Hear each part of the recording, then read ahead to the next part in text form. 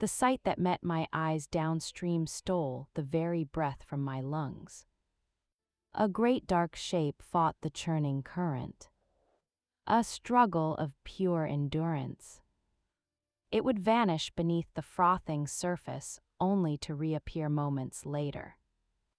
Its movements growing more feeble with each emergence. Thought abandoned me, I plunged into the water. The cold was a brutal shock. 1,000 icy needles piercing my skin as the river climbed past my knees. My thighs me waist. The current pushed against me with the force of a living thing. Invisible hands straining to shove me back to the safety of the shore. But I dug my heels into the slippery riverbed and pushed forward. My gaze locked on the struggling form. It was a wolf. Larger than any I had ever seen or imagined in the deep woods around Blackwater. Its powerful body was losing the battle against the river's pull. One of its forelegs hanging at a sickening wrong angle. As the distance between us closed, our eyes met across the tumult of water in that glance. Something profound passed between us, a recognition. Perhaps or simply the raw, silent understanding that can exist between two creatures facing the abyss together. "I'm coming," I breathed out. The words whipped away by the wind and water. I knew it couldn't understand language. But I needed to say them, just hold on. The water reached my chest, leaching the warmth from my core and turning every movement into a grinding effort. My strength as a swimmer. Another peculiarity the village girls had often mocked. Was the only thing that kept me from being swept away. Twice the river pulled me under, I swallowed bitter, icy water before fighting my way back to the air. My lungs screaming and my limbs turning to lead. Yet somehow I reached him up close. The wolf was a creature of terrifying magnificence. Even broken and exhausted, it radiated a primal power that hummed in the air. Its fur was the deep black of a moonless midnight, save for a striking silver marking across its broad chest, a pale, elegant crescent. When my fingers first brushed its sodden coat, a jolt shot through me sharp and startling, like touching the heart of a captured storm. "I won't hurt you," I promised, my voice barely audible over the river's roar. The wolf's eyes, a luminous shade of amber, held mine. Their gaze was not merely animal, it was watchful assessing, layered with an intelligence that felt profoundly unsettling. Almost human, I do not know even now how I managed it. But I wrapped my arms around the massive creature. It was like embracing a monument carved from living stone, all dense muscle and latent. A ferocious strength. The water around us clouded with a haze of blood from its wounds. Yet the wolf did not snarl or struggle against my hold. Instead it went still, a profound and deliberate surrender. Whether to my aid or to the approach of death I could not tell. The journey back to shore was a blur of pure, desperate exertion. The current was a relentless foe. The wolf's considerable weight dragged us under repeatedly. And more than once. Darkness edged my vision with the certainty that the river would claim us both. Against my skin beneath my soaked dress, my grandmother's silver pendant burned with an unusual warmth. A small defiance against the all-consuming cold. when my feet finally found solid purchase on the gravelly riverbed. Relief nearly buckled my knees. We collapsed together on the bank, two beings shuddering violently in the aftermath. The storm's fury had spent itself softening to a gentle, pattering rain in the strange washed clean stillness. I turned to examine my unlikely charge.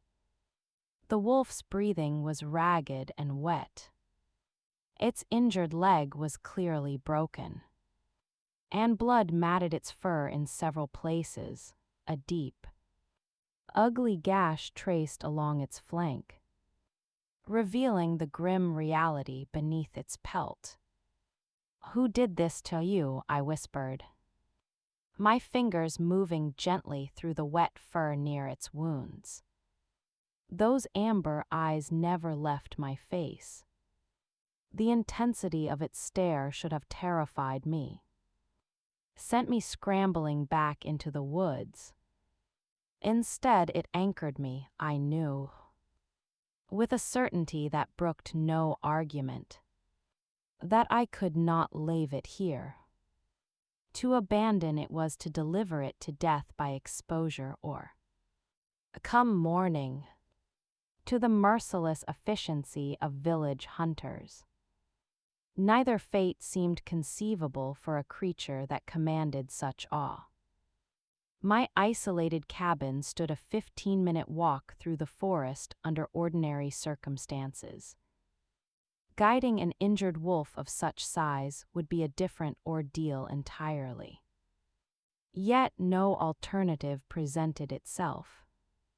Using strips torn from the hem of my already ruined dress, I bound the worst of its wound-speaking soft, reassuring nonsense as I worked.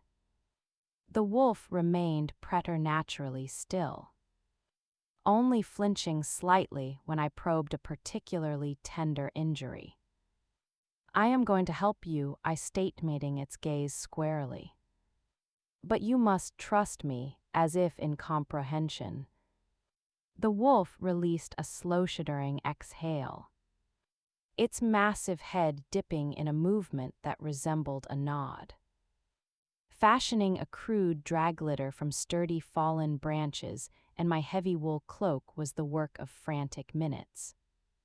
I knew it wouldn't fully bear the wolf's weight, but it might spare us both some strain. Getting the creature onto this makeshift contraption was an ordeal that left us both trembling with spent effort. But we managed. The walk home was an eternity of anguish. Every few steps I had to halt me back, shrieking in protest, my arms trembling with fatigue. The wolf uttered no sound beyond its labored breathing, its intelligent eyes tracking my every move whenever I glanced back. Twice I stumbled, nearly losing my grip, and twice I felt it, a faint, foreign pressure against the edge of my awareness, a presence both alien and oddly familiar, like a silent voice urging me forward, lending me a shred of its own formidable will. By the time the familiar timber outline of my cabin emerged from the trees, the sky had cleared entirely, revealing a full moon that bathed the world in spectral silver.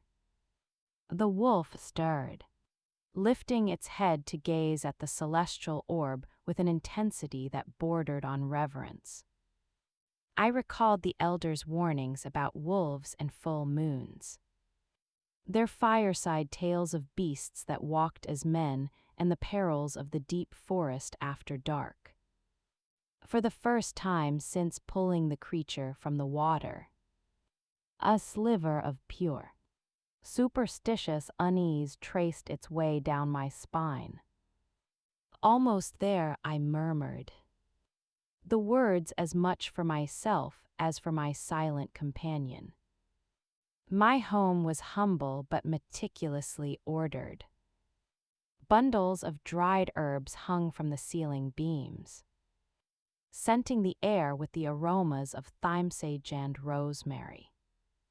Shelves lined the walls crowded with jars of salves, tinctures, and powders, the legacy of knowledge passed down through generations of women in my family. A low fire crackled in the stone hearth, my one indulgence against the creeping autumn chill. With the last dregs of my strength, I guided the wolf inside and onto the thick woven rug before the fireplace.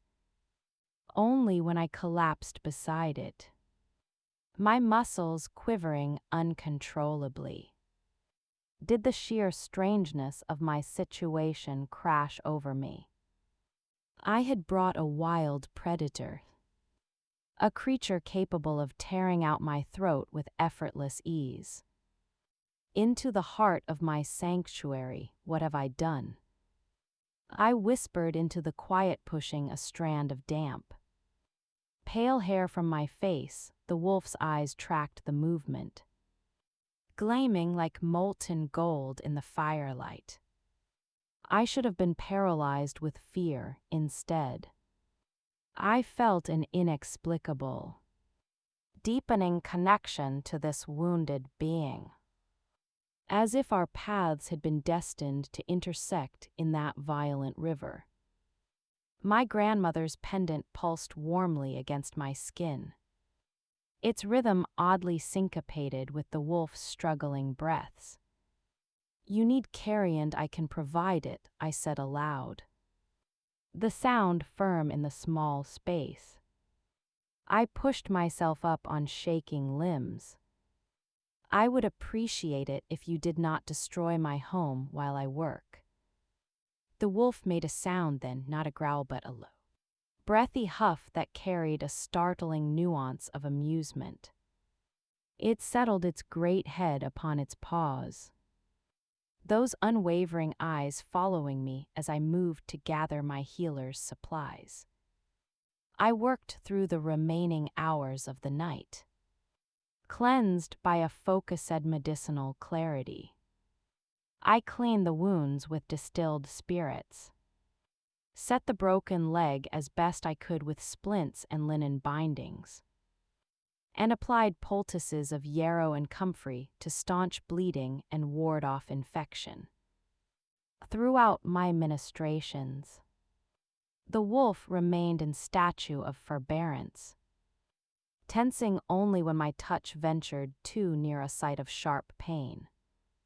Once, when I had to extract a wicked fragment of dark metal, what looked like a crossbow bolt head from its shoulder, a deep warning growl vibrated in its throat, its eyes flashing with primal threat. "I know it hurts," I said, holding its gaze without flinching. "But poison in the blood will kill you far more surely than this pain." Something shifted in those amber depths. Not submission, but a grim acknowledgement. The growl subsided, and it allowed me to complete the gruesome task. Dawn was painting the eastern sky with pale watercolors when I finally finished. My hands were stained with blood and herb juice, my body aching from hours of bent concentration.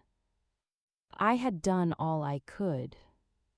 Its survival now rested on its own formidable vitality and the whims of fate. I washed my hands in a basin of warmed water, watching the wolf from the corner of my eye. "You should live," I told it, sinking to the floor nearby. "Too drained to seek my bed, but healing will require time."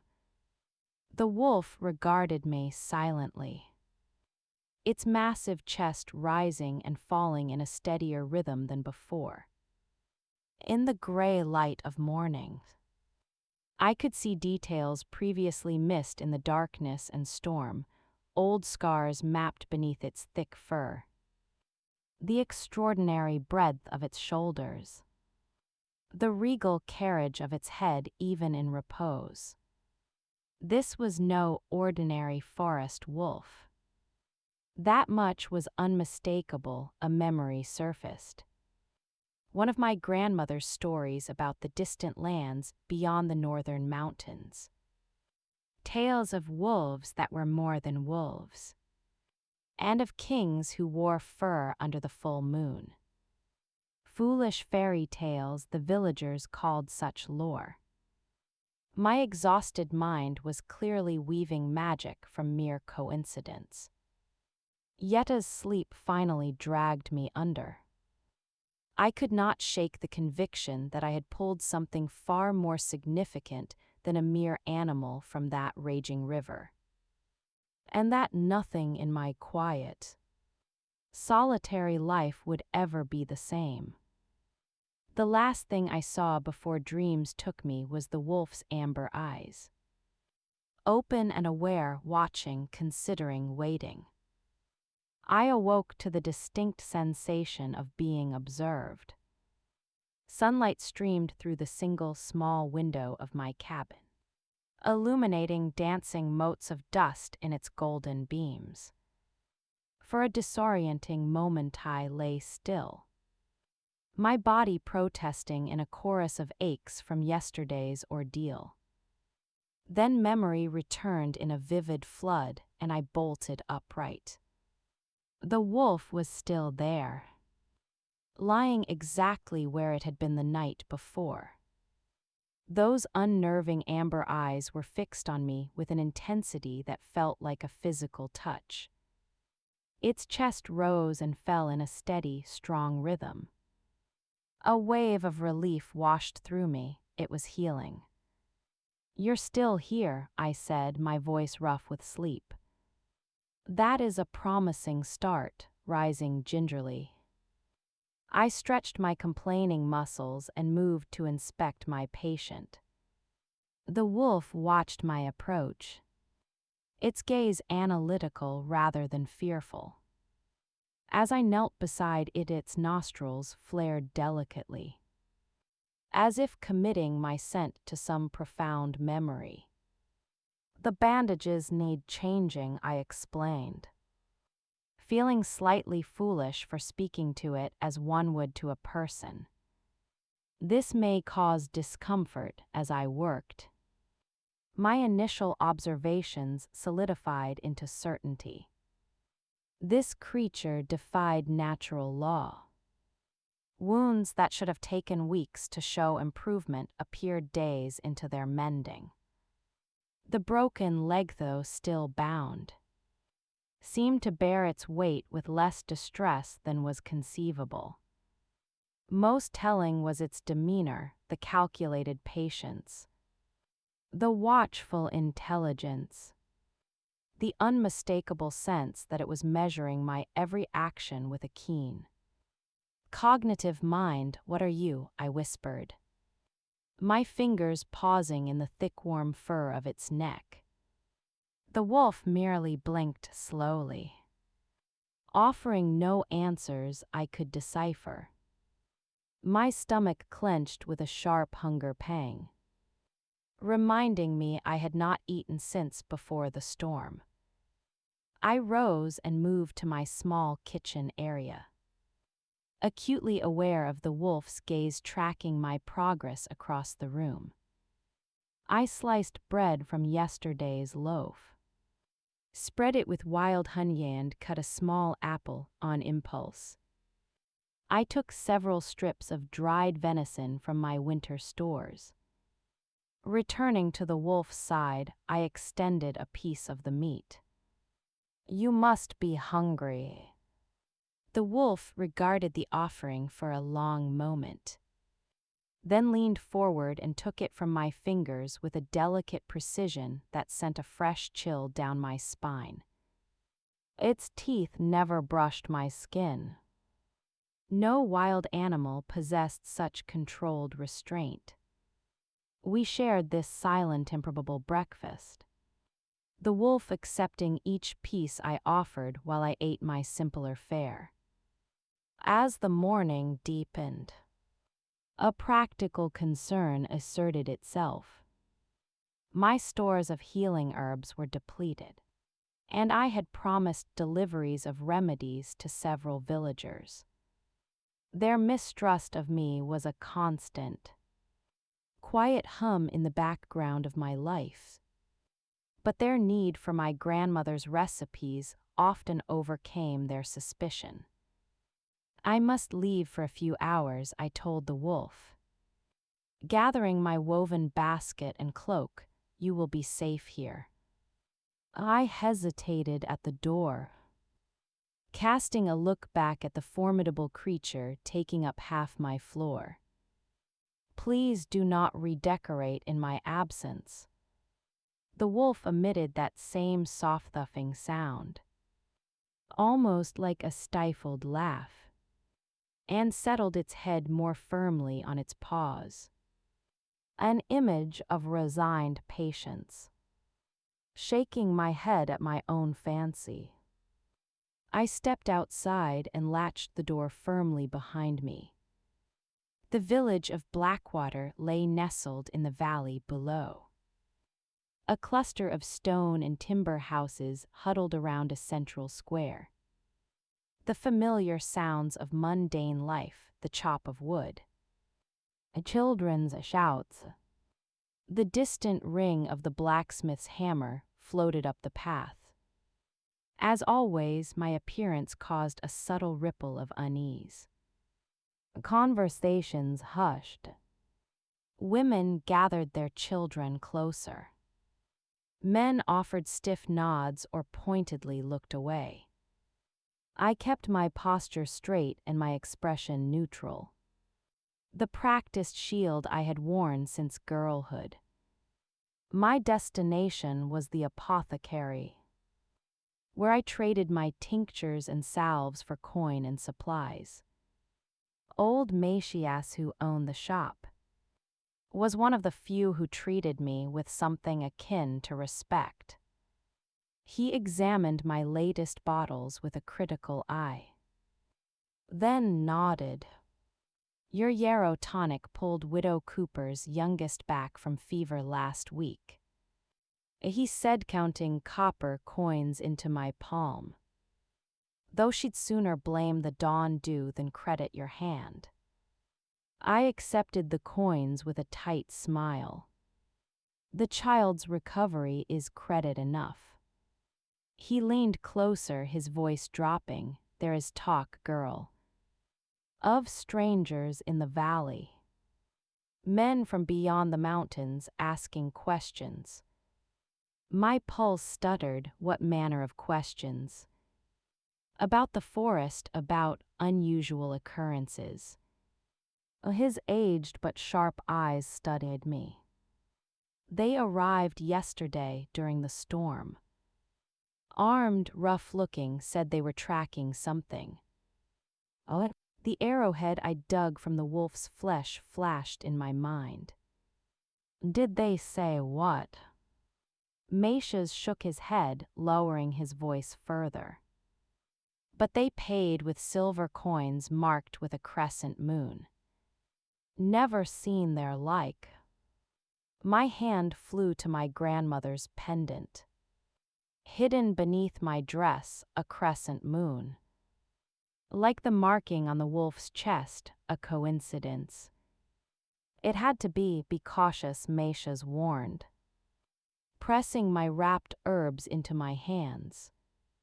These are not ordinary hunters. There's a coldness in their eyes, a hunger. I thanked him and hurried through the rest of my errands. A new urgency thrumming beneath my skin. I needed to return to the cabin to check on my patient. I told myself, though, the truth was more complicated. As I passed the village tavern, raucous voices spilled into the street, accompanied by the smell of ale and wood smoke. I quickened my pace, but not before catching fragments of conversation. Biggest tracks I've ever seen.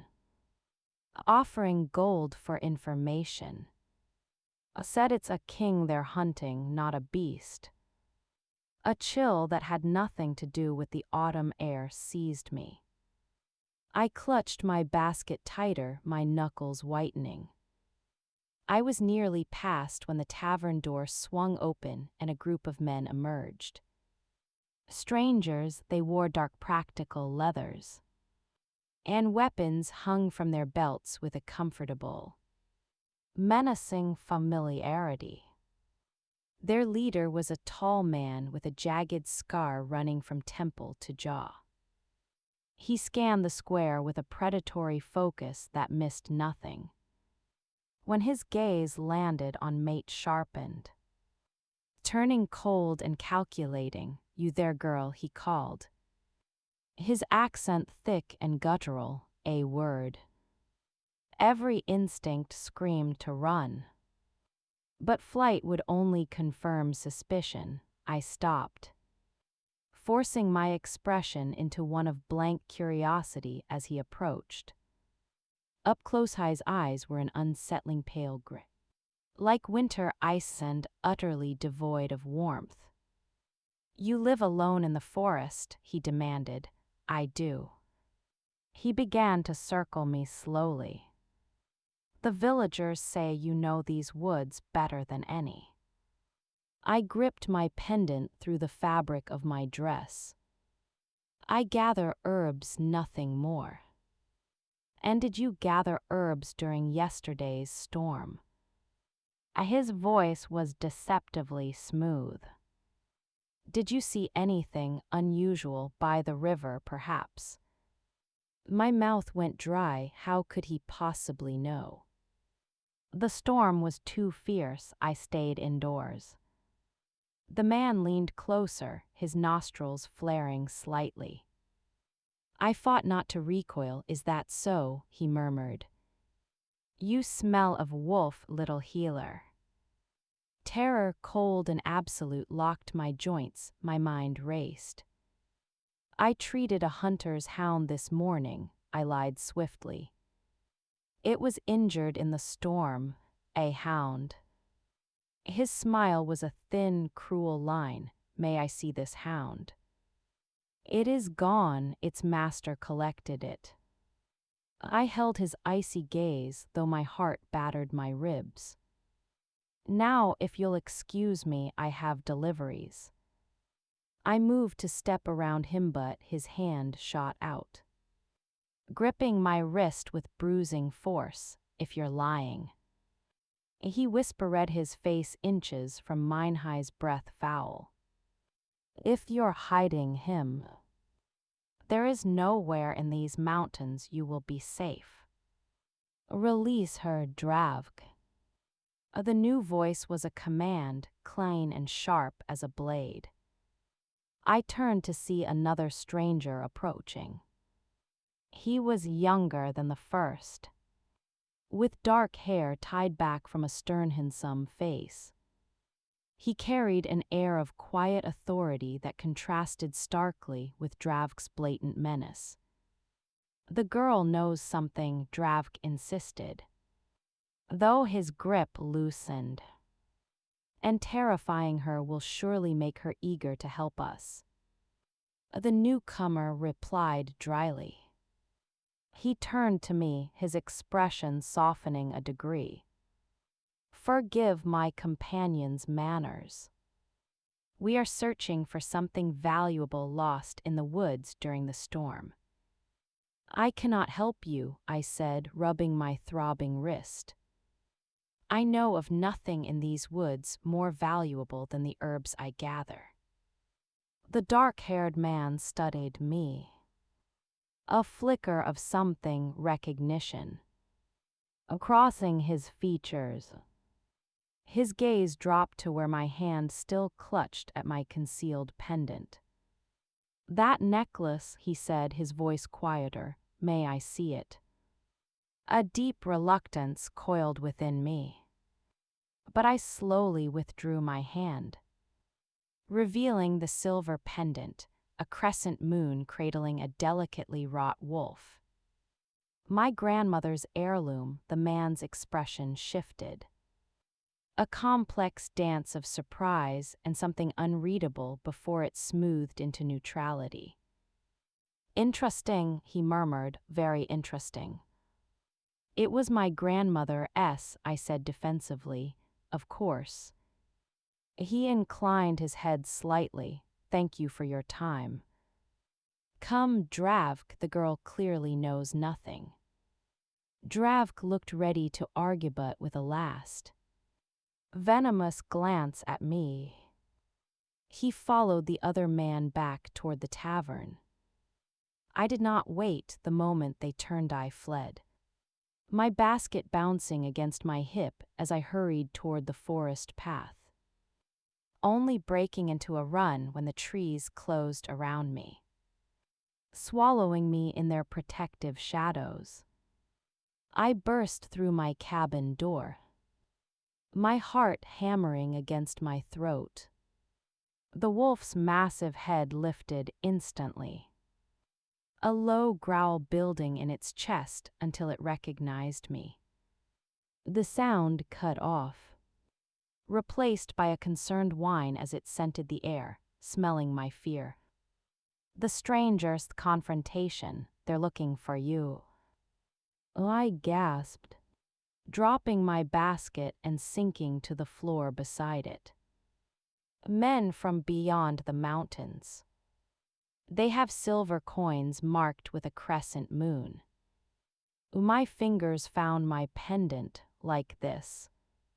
The wolf's eyes locked onto the silver charm, and something flared in their amber depths, clear recognition.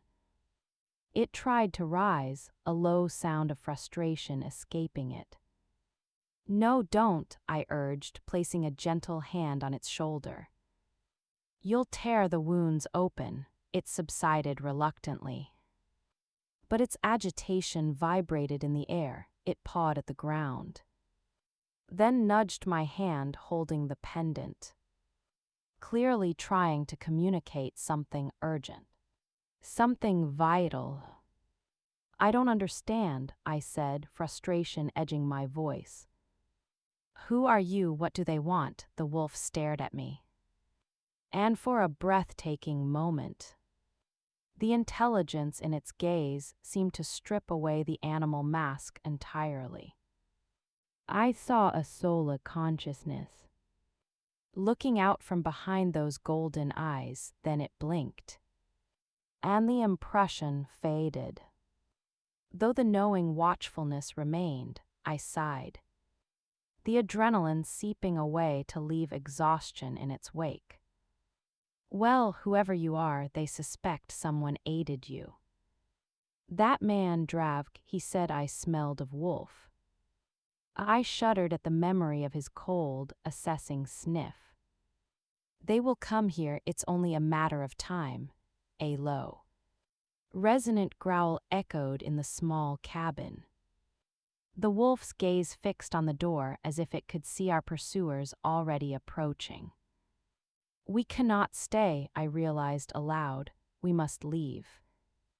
Find somewhere safe until you are healed enough to, I trailed off. To what? Return to wherever it came from. To whoever it truly was. The wolf turned its gaze back to me. In those depths I saw agreement. And something more profound, trust. This magnificent, terrifying creature was placing its fate entirely in my hands. I thought of my solitary life, me grandmother's cabin, the suspicious village below. I thought of her stories, whispered by the fire, about wolves that were more than wolves and the crescent moon that marked the old kings.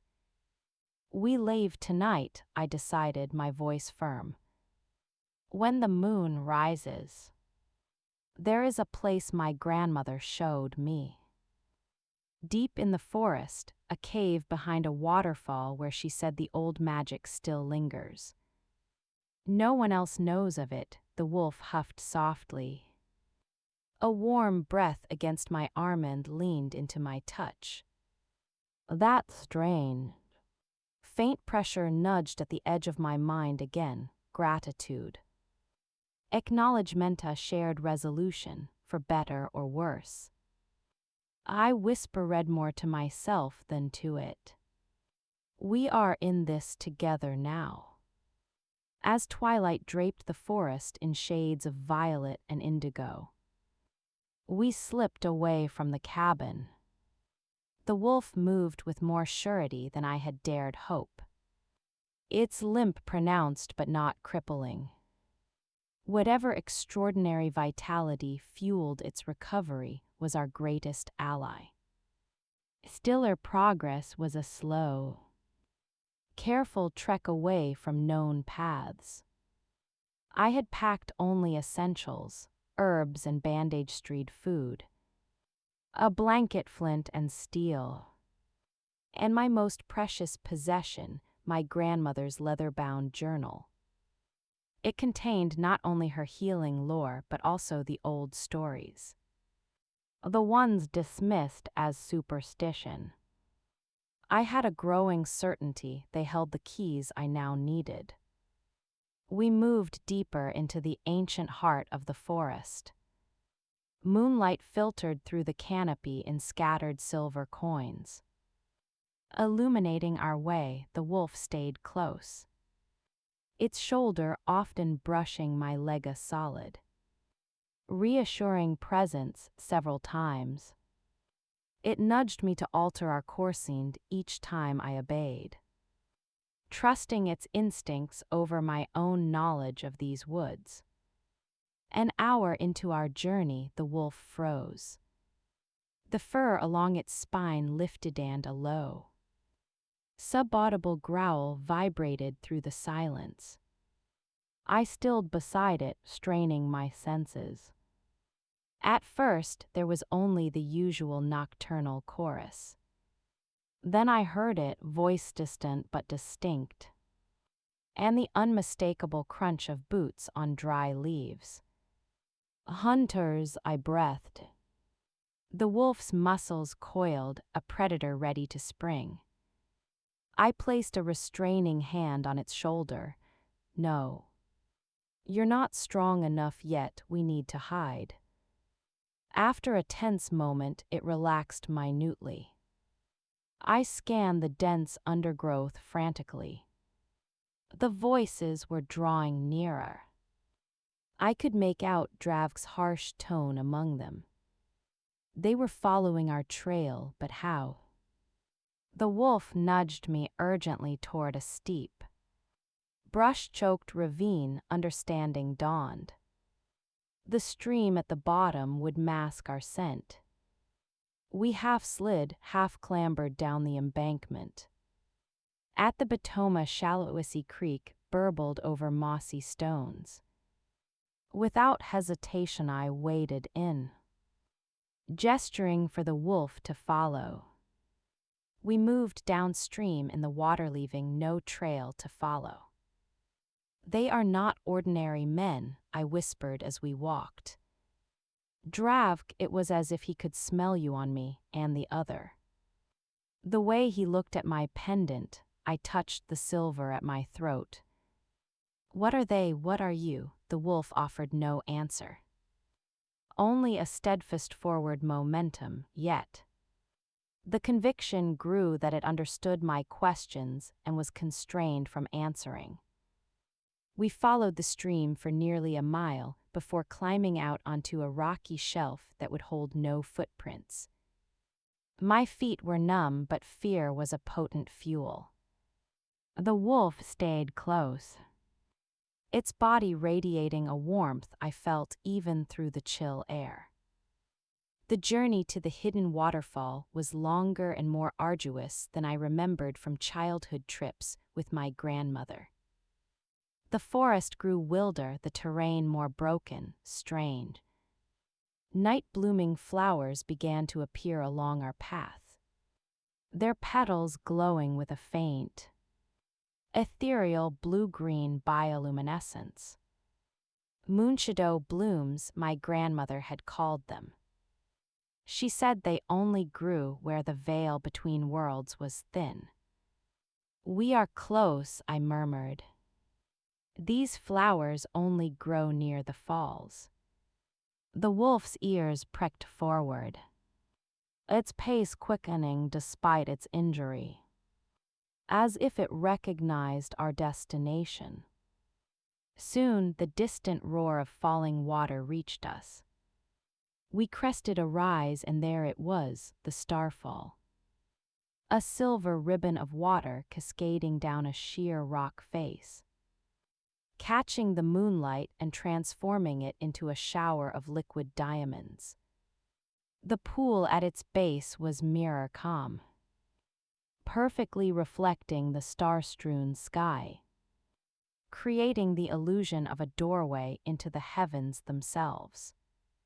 The wolf moved forward as if drawn by a magnet, lowering its muzzle to drink from the sacred pool with a reverent care. When it lifted its head, water droplets glistened like jewels in its dark fur. "The cave is behind the falls," I said, moving to the narrow, mist-slick ledge that led behind the curtain of water. I went first, pressing my back to the cold stone and inching sideways until I found the hidden opening. The wolf followed with a nimbleness that belied its size. Inside, the cave opened into a spacious chamber. The perpetual mist from the waterfall cast shifting, rainbow-edged lights on the walls. The air was surprisingly warm and rich, with the smell of damp stone and ancient earth. And there were the carvings. Spiraling glyphs covered the walls from floor to ceiling, some glowing with their own soft internal light. My grandmother had never explained them. She said I was not yet ready to understand. The wolf moved through the cavern with a strange familiarity, its gaze sweeping over the symbols with intense focus. It stopped before a large, circular section where the carvings depicted a majestic wolf with a crescent moon upon its brow. Smaller, human-like figures knelt in supplication around it. My breath caught. This looks like you," I said hesitantly, comparing the carving to the silver mark on its chest. "What does it mean?" the wolf whined softly, pressing its nose to the ancient image before turning those frustrated, intelligent eyes to me. It was trying to tell me to show me. And my inability to comprehend was a palpable barrier between us. "I wish you could speak," I sighed, sinking down onto the smooth floor. "I wish I understood." Exhaustion finally overwhelmed the adrenaline. I spread my blanket and coaxed the wolf to lie beside me. After checking its wounds by the cave's eerie light, the healing was accelerating. The gashes now pink scars. I retrieved my grandmother's journal. There had to be answers here. I flipped past the familiar recipes and notes on herb craft until I found the later entries, the ones written in a more Narrata-vestoried hand. Tales of the old once-off pacts between humans and wolves, of kings who wore fur beneath the moon. One passage, accompanied by a small sketch that mirrored the cave carving, made my heart stall. The Alpha King bears the crescent mark upon his chest, the sign of his royal blood and his covenant with the moon herself. Once in each generation during the blood moon, he must undertake the trial of solitude, journeying alone beyond his realm to prove his worthiness. Stripped of guardians and royal trappings, vulnerable, many have fallen to rivals or those who fear the old magic. Those who survive return stronger, their bond renewed. My fingers trembled as I turned the page. The pendant was given to our ancestor Ara by an Alpha King in gratitude for saving his life during the trial. It marks our bloodline as allies of the Wolf Throne. The women of our line are bound by the promise, should an Alpha King in need cross our path during his trial. We offer aid without question, guarding his secret until the blood moon wanes. My hand flew to my throat, the blood moon. That was what they had called this harvest moon. I looked up, my eyes meeting the wolf's unwavering amber gaze. The pieces crashed together with the force of a landslide. "You're not just a wolf," I whispered, the truth settling into my bones with terrifying clarity. "You're their king. And those men, they are trying to stop you from completing your trial." A low growl of agreement rumbled from the wolf's chest.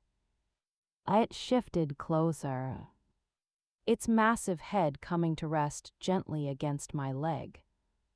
The gesture was at once protective and beseeching, a monarch brought low, seeking sanctuary with the descendant of his ancient oath kin.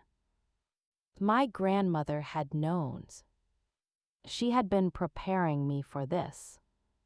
But she had died before she could tell me everything. "How long?" I asked, my voice hushed in the sacred space. "How long until the blood moon wanes?" The wolf's gaze shifted to the cave entrance, where a sliver of rust-tinged moon was visible through the falling water. 3 nights, I calculated, a strange calm descending over me. The peculiarities of my life, the pendant, my affinity for the wild, the villagers' suspicion suddenly coalesced into a coherent purpose. "We must keep you safe for 3 more nights." I looked at the wolf thighs. Alpha Kingand made the promise anew, not just as a healer but as the heir of Ara. "I will keep my ancestors' vow. I will see you through your trial." Something shifted in the air between us, a tension I hadn't fully acknowledged until it eased. The wolf held my gaze for a long moment, then inclined its head in a slow, deliberate nod of regal acceptance. As sleep finally claimed me, I felt the wolf's warmth solid against my side. A guardian and a ward, my last thought was not of fear, but of a profound unexpected certainty. I was exactly where I was meant to be. I awoke to the sound of water and the sensation of being profoundly, intently watched, sunlight fractured by the waterfall, painted shifting rainbows across the cave walls. For a disorienting moment, the glowing glyphs and the massive, furred body beside me seemed part of a lingering dream. Then memory reasserted itself. The Wolf King was already awake, his amber eyes tracking my every movement, in the daylight filtering through the cascade. His injuries looked even less severe, the deep gash now a thin pink line, the splinted leg bearing weight as he rose and stretched with a careful, powerful grace. "You heal at an impossible rate," I observed, sitting up and pushing my hair from my face. "Is that common for your kind?" He merely looked at me, the ancient intelligence in his gaze a palpable force. Of course he couldn't answer, not in words I could hear. The frustration of it was a dull ache. "I suppose there is much you cannot explain while in this form." I sighed, reaching for my pack to share some dried rations. Or choose not to, I ate quietly. Then turned again to my grandmother's journal. Searching for more clues, the entries were fragmentary, as if she had been transcribing a half-remembered oral history. The trial strips the alpha king of all but his essential nature. No guards, no royal trappings. No use of his human form until the blood moon wanes. He must face challenges with instinct and strength alone. Those who pursue him are oath breakers. For it is decreed that none shall interfere. And later, more crucially, the pendant is both protection and key in times of dire need. It may awaken powers long dormant in our bloodline. Our ancestor Ara was said to hear the thoughts of wolves. To see through their eyes, such gifts come at a price. For to open oneself to the old magic is to change forever. I touched the silver crescent at my throat. Was that the strange pressure I sometimes felt at the edge of my mind? Was that why the forest had always felt more like home than the village? How much did you know, grandmother? I whispered. What else did you mean to tell me? The Wolf King returned to my side, settling with a soft exhale for a moment. The peaceful sounds of the waterfall and birdsong outside almost let me believe we were safe. We should remain here today, I decided aloud. You need to conserve your strength. For what comes next, I did not add. For the confrontation I knew was inevitable. The wolf huffed, softly nudging my hand with his muzzle. A gesture that felt reassuring. I scratched behind his ears absently, marveling at the strange normalcy of it. I wonder what you're truly like, I murmured. In your other form.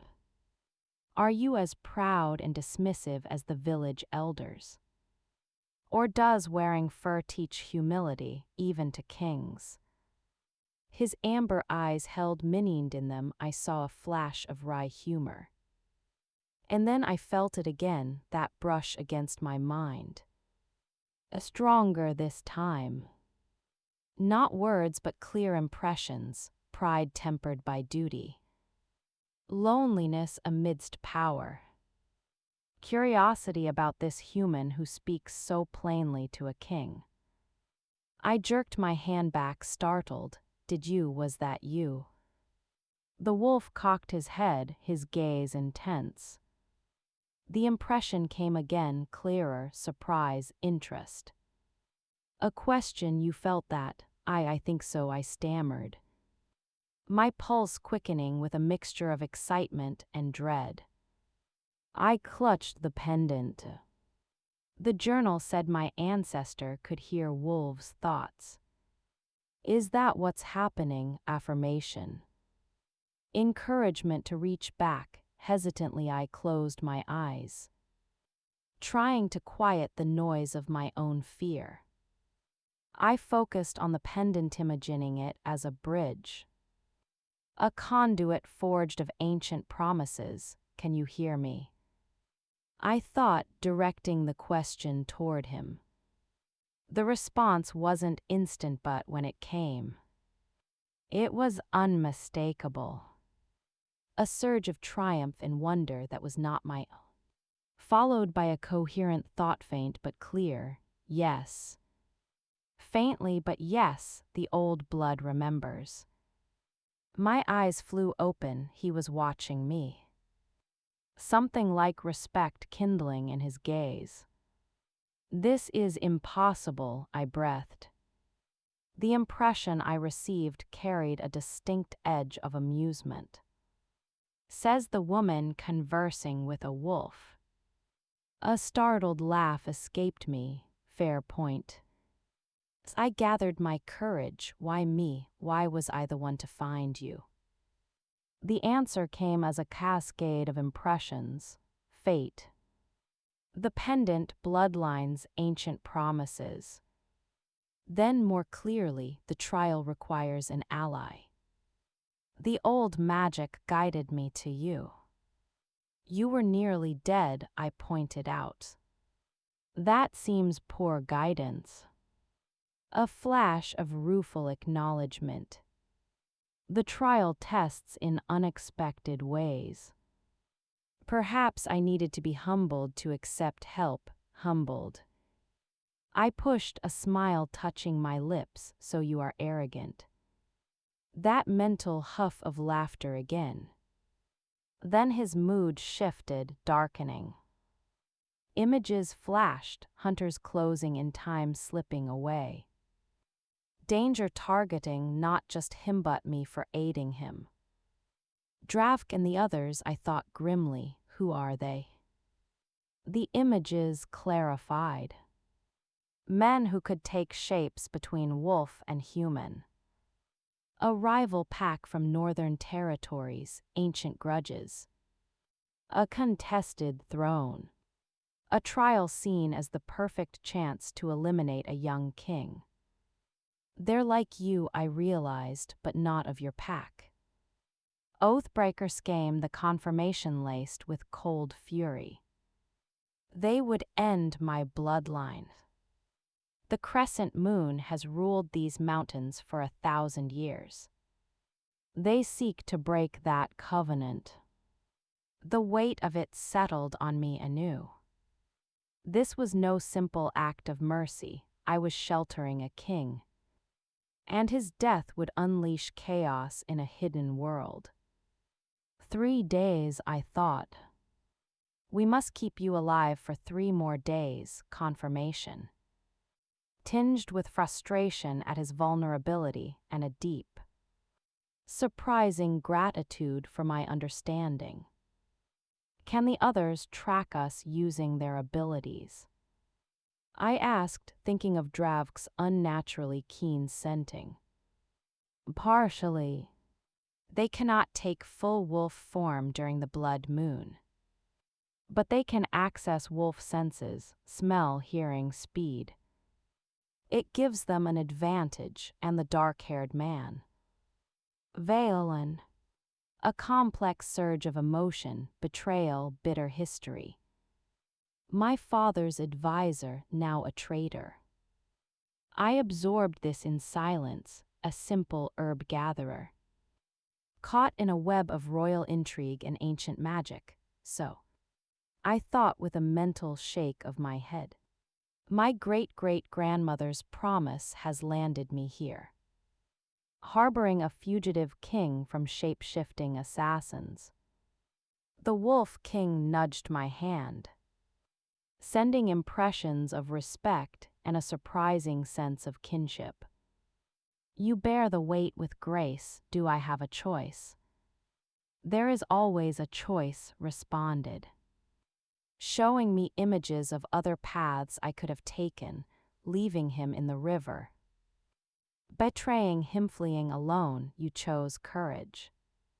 Something profound shifted between us then. The connection deepened, becoming more than circumstance. More than obligation, I felt inexplicably. As if I had known this soul for far longer than 2 days. What happens after? I asked, the question slipping out before I could guard it. When the blood moon wanes and you return to your throne, what becomes of me?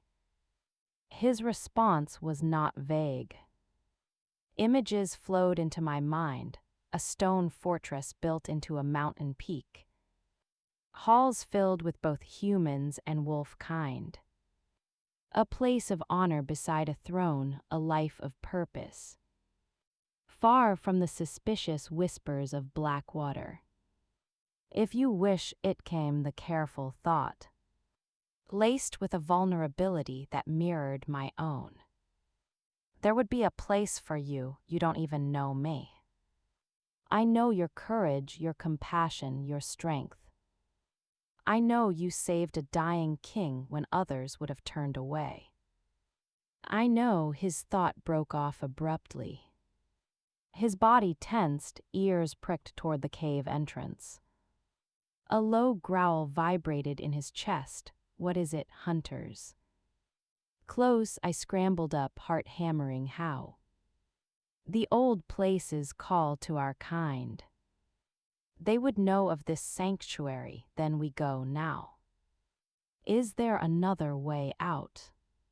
He was already moving toward the rear of the cave, to where the glyphs spiraled tightly.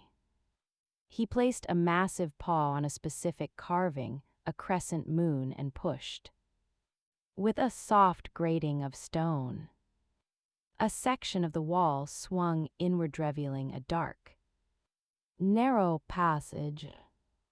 The old ones built their refuges with care, he explained. Follow me. I grabbed our supplies and plunged into the darkness after him, one hand buried in his fur for guidance. The passage sloped downward, the air growing cool and damp. No light penetrated. Yet the wolf moved with unerring certainty. Through our bond I could sense his guidance, left here. Duck no step over this, as clearly as if he'd spoken. Eventualia faint. Eerie glow appeared, phosphorescent fungi clinging to the walls, casting everything in a ghostly blue-green light. By this illumination I saw more ancient carvings, telling stories of a lost world. We are beneath the mountains now, he informed me. These tunnels connect the sacred places. Where are we going? To the Hearthstone, the center of the old network. From there, we can emerge anywhere. We journeyed for what felt like hours, until the tunnel opened into a vast, breathtaking cavern. At its center stood an enormous monolith of black stone. Covered in glowing glyphs, it pulsed with a subtle energy, like the slow, deep heartbeat of the world. The Hearthstone, the Wolf King thought with reverence, as I approached, drawn by an irresistible pull. My pendant grew warm then hot against my skin. It began to glow with the same phosphorescent light as the fungi, pulsing in sync with the stone's deep rhythm. What's happening? I whispered, both aloud and in my mind. The old blood awakens, came his odd response. Your pendant recognizes its source, compelled. I reached out and placed my palm flat against the hearthstone. Power, ancient, wild, and vast, surged through me. It was like touching the root of a star, my vision blurred, then sharpened to a preternatural clarity.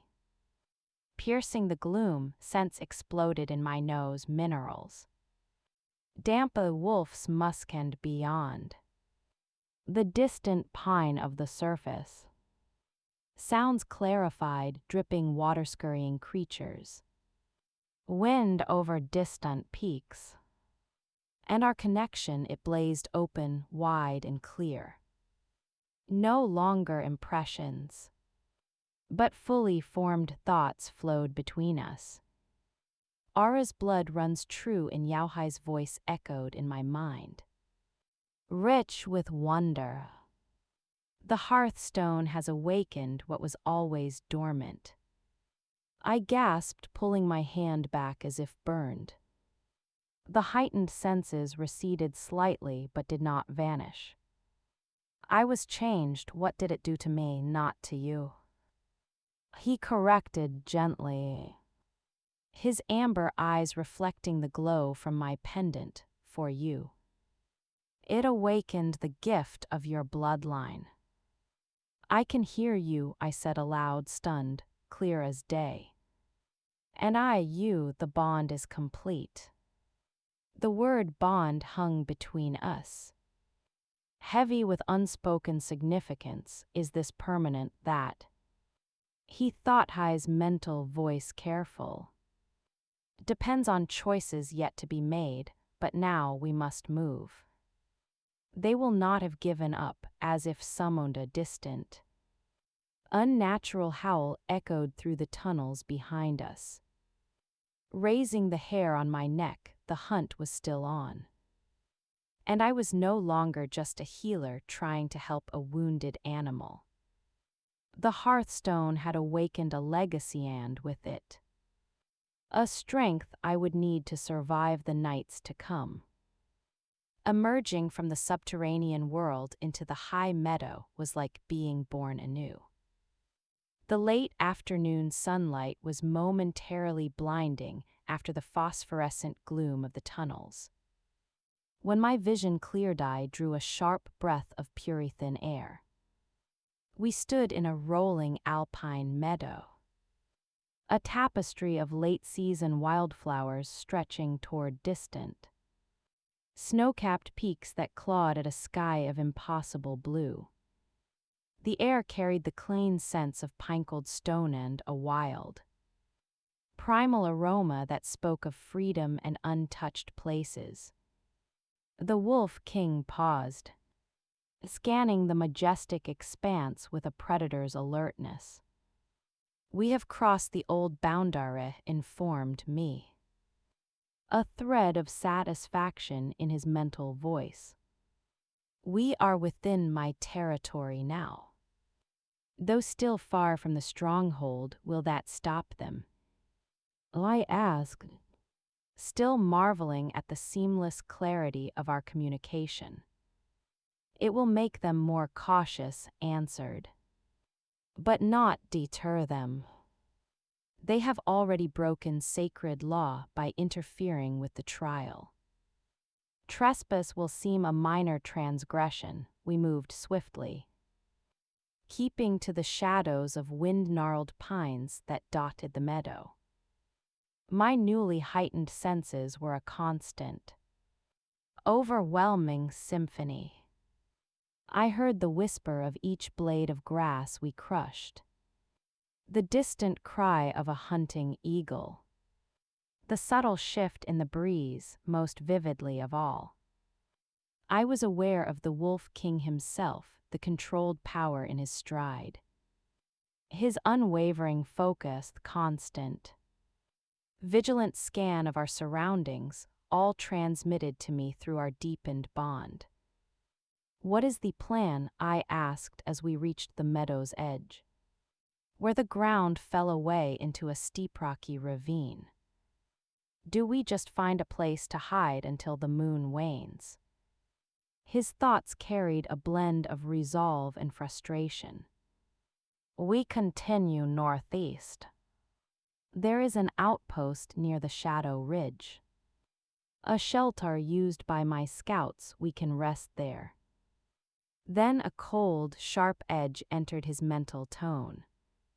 "Once I can shift back, I will deal with Dravk and the traitors permanently."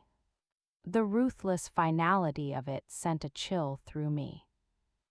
It was a stark reminder that the wounded creature I had nursed was also a ruler and a warrior. Accustomed to meting out lethal justice. "You disapprove?" he questioned, catching my reaction. "I understand the necessity," I thought carefully. "But the ease with which you speak of killing, it is foreign to me." To my surprise, I felt not anger, but a thread of respect from him. "Your compassion is a strength. But understand, these are not mere rivals. They are oathbreakers who would unleash chaos for their ambition." He showed me fleeting images, villages in flames, innocent folk fleeing, bloodshed on a scale my peaceful valley had never known. The lives lost then would far outweigh the justice done now. "I understand," I conceded softly, "truly. My world is just smaller. All worlds are smaller until they are threatened, replied. A note of weary wisdom in his thought. We picked our way down a narrow game trail into the ravine. The sun sank lower, gilding the peaks in fiery amber. As twilight deepened, my enhanced senses cataloged the awakening nocturnal world, the silent sweep of an owl, the rustle of voles in the underbrush, the first chirping of crickets. We are being followed. He thought suddenly, his mental voice taut. My heart lurched, how close, miles yet but gaining. They have our trail. I glanced at the sky, where the blood moon was beginning its ascent. Its usual silver tainted a ominous rusty red. How far to the outpost? An hour, less if we move swiftly. We quickened our pace, communication falling to a silent minimum. The landscape grew more rugged, the forest denser with ancient, towering pines that whispered secrets to the wind. Despite the danger, I was struck by the primeval beauty of this land, so much wilder and grander than the woods around Blackwater. After what felt like an ageous small, low structure emerged from the gathering shadows, a stone cottage built cleverly against a cliff face, nearly invisible among the tumbled boulders. The outpost, he confirmed. We will be safe here for the night. The interior was sparse but sturdy, a simple hearth, a narrow cot, shelves holding dried provisions. I sank onto a rough-hewn chair, spent, while he nudged the heavy wooden door shut, sliding a thick bar into place with his muzzle, wrist urged, settling his massive form before the door like a living barricade. I will keep watch, too exhausted to argue. I ate sparingly from the stores, some dried meat, a handful of berries, then curled onto the cot, pulling a heavy fur over me. The Wolf King was a dark silhouette against the faint moonlight at the window, a sentinel of muscle and will. Sleep, however, was elusive. My mind churned with the revelations of the past days, the awakening of a legacy I never knew, the burden of an ancient pact, the profound and inexplicable bond with a being who was both king and beast. Through our connection I sensed his own alert watchfulness, his consciousness divided between the threats outside and my restless thoughts within. You should sleep, observed, his mental voice softer than I'd yet heard it. I cannot, I admitted. Everything has changed 2 days ago. My greatest concern was whether the villagers would accept my remedies. Now I trailed off, unable to articulate the enormity of the shift. Now you are becoming who you were always meant to be. He finished for me, the old blood awakening. I sat up, drawing the fur around my shoulders. And who is that exactly? Who am I meant to be in this hidden world of yours? His amber eyes gleamed in the dark. That is for you to decide. The gift offers possibility, not destiny. Some gift, I murmured, touching my pendant. It made me an outcast among my own kind for a lifetime. A wave of understanding born of shared experience flowed from him. To stand apart is never easy, even for a king. I caught fragments of memory, a younger version of the man within the wolf, bearing a crown too, soon facing the doubt of elders, the whispered challenges of rivals. Is that why you undertake the trial? I asked. To prove yourself, to prove myself to myself, he corrected. The opinion of others matters less than knowing my own strength. I nodded slowly, the truth of it resonating deeply. Had I not spent years seeking validation from those who would never grant it? Only to finally realize my own worth was the only one that mattered. What happens when you return? I asked. When you are king in truth again. Images flowed, the stone fortress I'd glimpsed before. Halls bustling with a people who moved between forms. Ceremonies under the moon. A throne of ancient wood and silver, I rule. I protect my people. I ensure the old ways endure while navigating what must change. Andravk the traitors, his thoughts darkened. Justice will be swift, examples must be made. A silence fell. Charged with the question I had been circling since the Hearthstone's power had surged through me. And what of me? The thought escaped before I could cage it. When this is over, do I return to my cabin? To gathering herbs and enduring whispers? How can I, now that I know all this? I gestured vaguely. Encompassing the bond, the magic, a vast hidden world.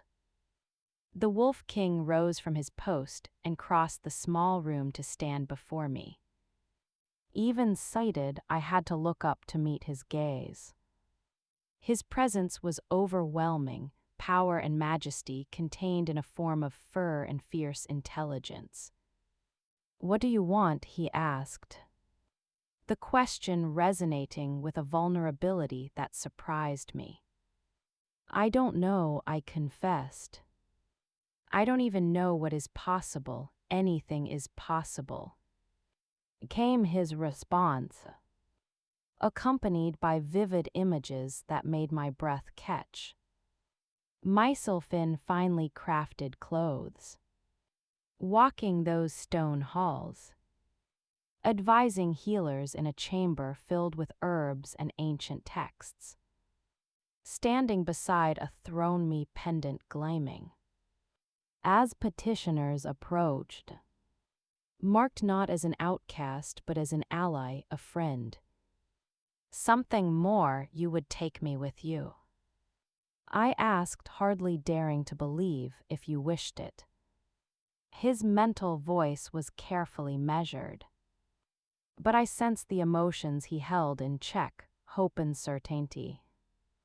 A longing that mirrored the strange. Growing warmth in my own chest. Your abilities would be honored among my people. Your knowledge valued, your courage remembered. He paused. Not because of your bloodline or a promise made long ago. Because of who you are. The pendant may have connected our fates. But your choices have earned my respect, my trust. Something unspoken, vast and terrifying and wonderful. Hung in the air between us, I reached out. My fingers brushing through the thick fur of his ruff. Feeling the solid strength beneath. I would need time, I thought softly, to decide. Time you shall have, he promised, but first, a howl. Distant but unmistakably unnatural. Chinese letter, the night stillness, the same sound from the tunnels. The Wolf King stiffened, a growl building in his chest. They've crossed the border, he snarled mentally. Closer than I anticipated. I was on my feet in an instant, fear a cold splash. How many? 3, perhaps 4. Dravk leads them, Valen is with him.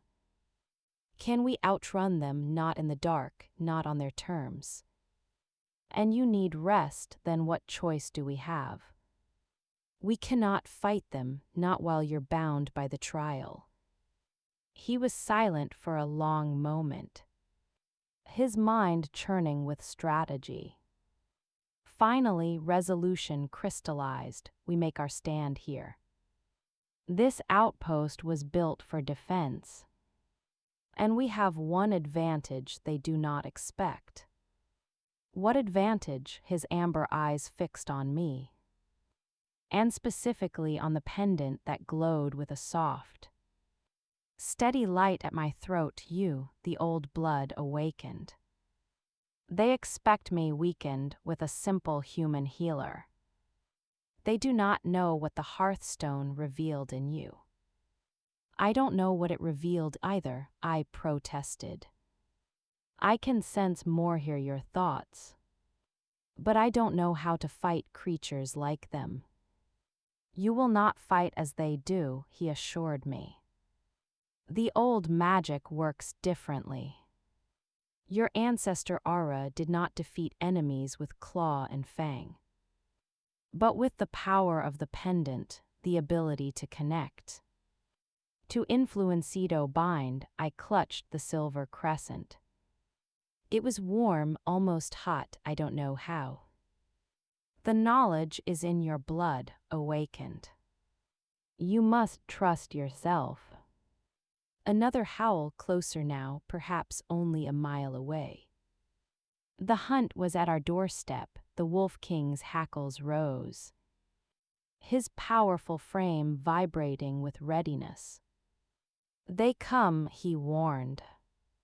Remember, Dravk is strong but arrogant, Valen is cunning. Together they would overwhelm us, divided. We might stand a chance. I finished. A strange calm settling over my fear, the instinct to heal, to protect, was transforming into something else, a will to defend. The hearthstone's power hummed in my veins, and the pendant pulsed in rhythm with my now steady heartbeat. We extinguished the small lamp, plunging the outpost into darkness save for the moonlight through the narrow window. The Wolf King melted into the shadows beside the door. I took my place in the center of the room. My hand closed firmly around the glowing silver at my neck. My other arm extended, palm out, as if to channel a power I only dimly understood. Minutes stretched, taut and silent. The night sounds died away one by one, swallowed by the approach of predators through our bond. I felt the Wolf King's coiled tension, his readiness to spring despite injuries not fully healed. My own heart was a steady drumbeat. I was no longer Alara, the odd village healer. I was the descendant of Aura, bound by blood and oath to the Alpha King's line, the keeper of an old magic in a world that had forgotten it. I was not prey, I was a protector. A heavy knock shattered the silence, rattling the solid door on its hinges. We know you're in there, Your Majesty, Valen's smooth, cultured voice slithered through the wood. The trial is over. Surrender the girl and your life will be spared. The Wolf King's mental voice was icy. They lie. I drew a deep breath, feeling the power within me stir in response to the threat. Ancient magic rising to meet desperation and resolve. The pendant burned not with heat but with a fierce, clear light. Trust me, I thought to him. When I opened the door, be ready, alarm flared from him. But before he could protest, I strode forward, threw back the heavy wooden bar, and pulled the door open wide. Moonlight flooded in, illuminating me framed in the doorway, my pendant blazing like a captured star. Before me stood our hunters, their faces etched with shock that quickly twisted into predatory glee. In that moment, with the bond thrumming between us and the old magic alive in my blood. I knew with absolute certainty this was not an ending. It was a beginning. The moonlight was a spotlight, freezing the scene in stark relief. Framed in the doorway of the outpost, I faced the hunters. There were four. Dravkai's scar a pale slash in the gloom, his pale gray eyes already narrowing with calculation. Valen stood slightly apart, his dark hair tied back, his expression one of cool detached interest. Behind them lurked two hulking figures, their faces shadowed, but their posture screaming violence. My pendant glowed with a fierce steady light, casting strange shadows across the rocky clearing. For a moment their shock was palpable. They had expected to break down a door, to confront a weakened wolf and a terrified human. They had not expected a woman standing with open defiance, lit by a magic they recognized. Dravk recovered first, a cruel smile stretching his lips. "The little healer has teeth," he rasped. "Or at least a shiny trinket." He took a step forward, but Valen's hand shot out, restraining him. "Wait." Valen's eyes were fixed on my pendant. "That is no mere trinket, it is the talisman of Aura. It should not glow for a human." His gaze lifted to my face, sharp and reassessing. "Who are you, the one standing between you and your prey?" I said, me voice steadier than I felt. The hearthstone's power hummed in my veins, a current of cool clarity beneath the fear. I could feel the wolf king behind me in the darkness. A coiled spring of silent fury, Dravk snorted. "A human shield, how touching." "Step aside, girl, before you get hurt." I didn't move. Instead, I focused on the pendant's warmth, on the bond that flowed like a silver thread between me and the king in the shadows. I didn't know how to fight, but I knew how to connect. I remembered the journal's words, the ability to influence. To bind, I projected my will not at the hunters.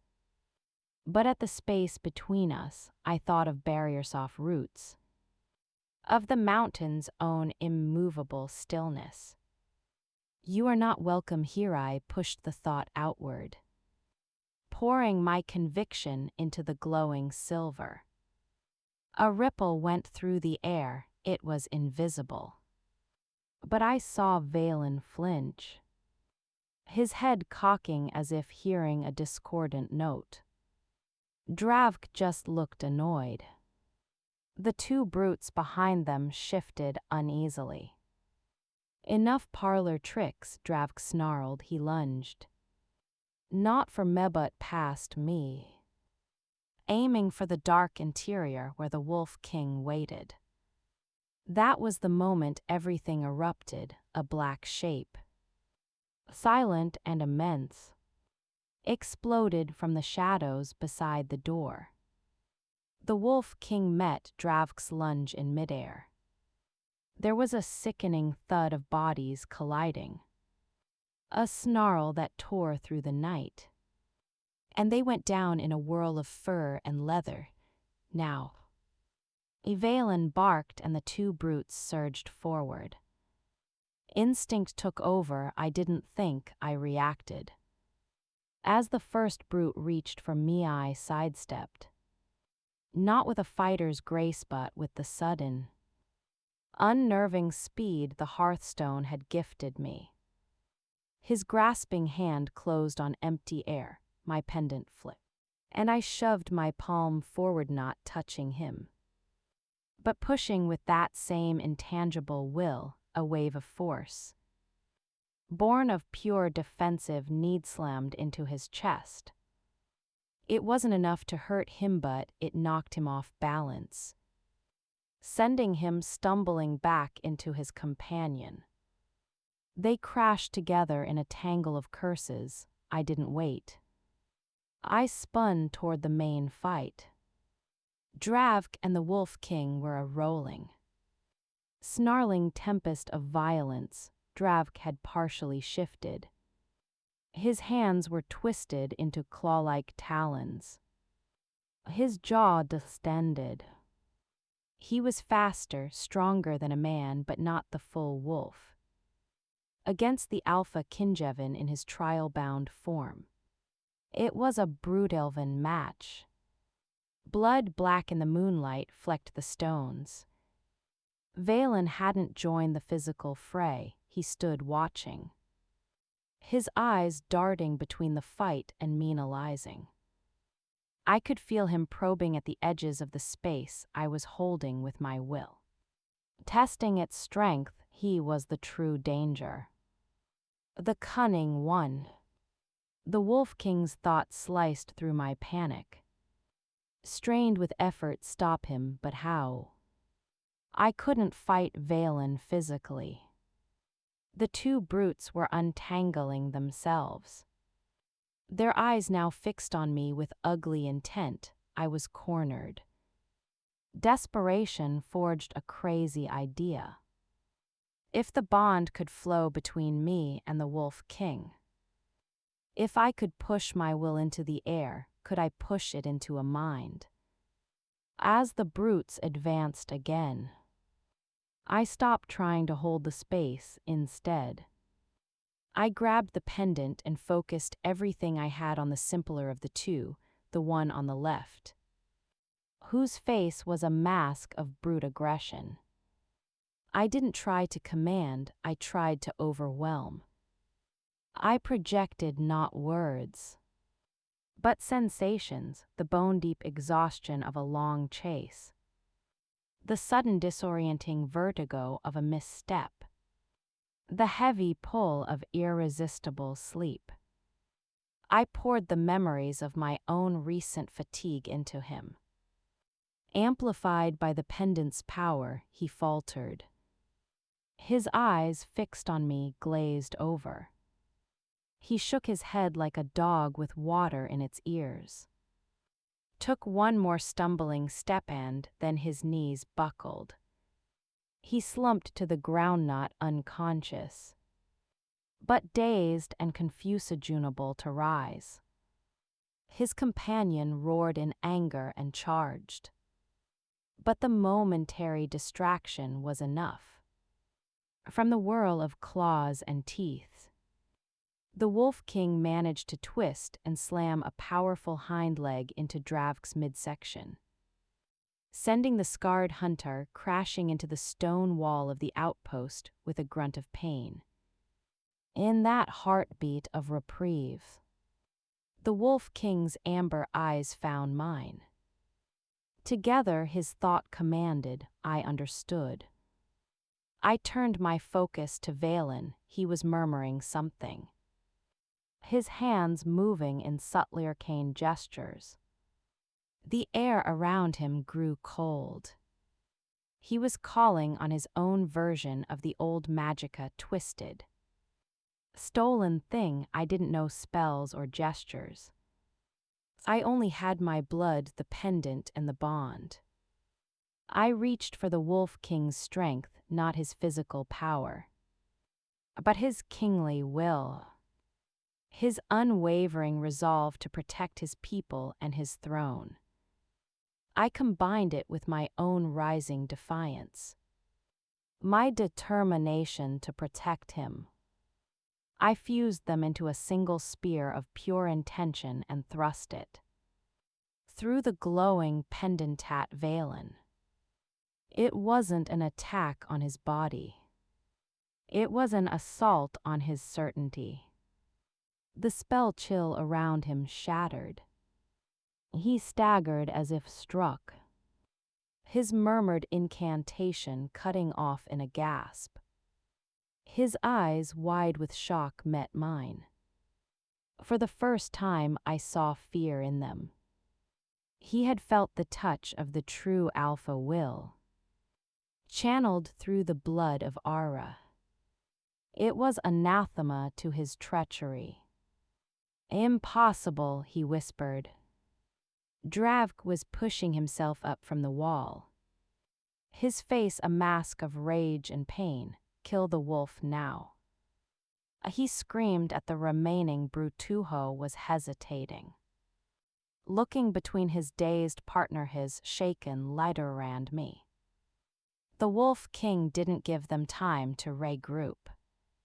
With a roar that was more thunder than animal, he launched himself at Dravk again. This time his attack was not just ferocious, but precise. He was no longer just defending, he was ending the threat. I kept my focus on Valen, maintaining a psychic pressure, a wall of disorientation and doubt around him, preventing him from gathering his power again.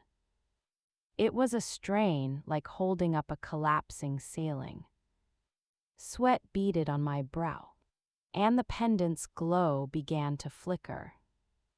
I saw the fight reach its climax from the corner of my eye. Dravk, desperate, made a final lunge with his clawed hands. The Wolf King moved with liquid grace, avoiding the blow, and his powerful jaws closed not on Dravk's throat, but on his forearm. There was a horrific crunch. Dravk's scream was cut short as the Wolf King used his momentum to slam him to the ground, pinning him with a massive paw on his chest, his jaws now hovering a hair's breadth from the man's exposed neck. The clearing fell silent save for Dravk's ragged, pain-filled breaths and the low, continuous growl vibrating from the Wolf King. The remaining brute froze. Valen stood perfectly still, knowing one wrong move meant Dravk's death. Call them off, I said to Valen, me voice hollow with exhaustion but firm. The trial is not yours to end. Valen's gaze was icy, but the fear was still there. He looked from the triumphant Wolf King to me, to the glowing pendant now dimming against my chest. He saw the dazed hunter on the ground, the broken power of his own magic. He had gambled on killing a vulnerable king. He had not gambled on me. With a barely perceptible nod, he raised a hand to the remaining brute. Stand down.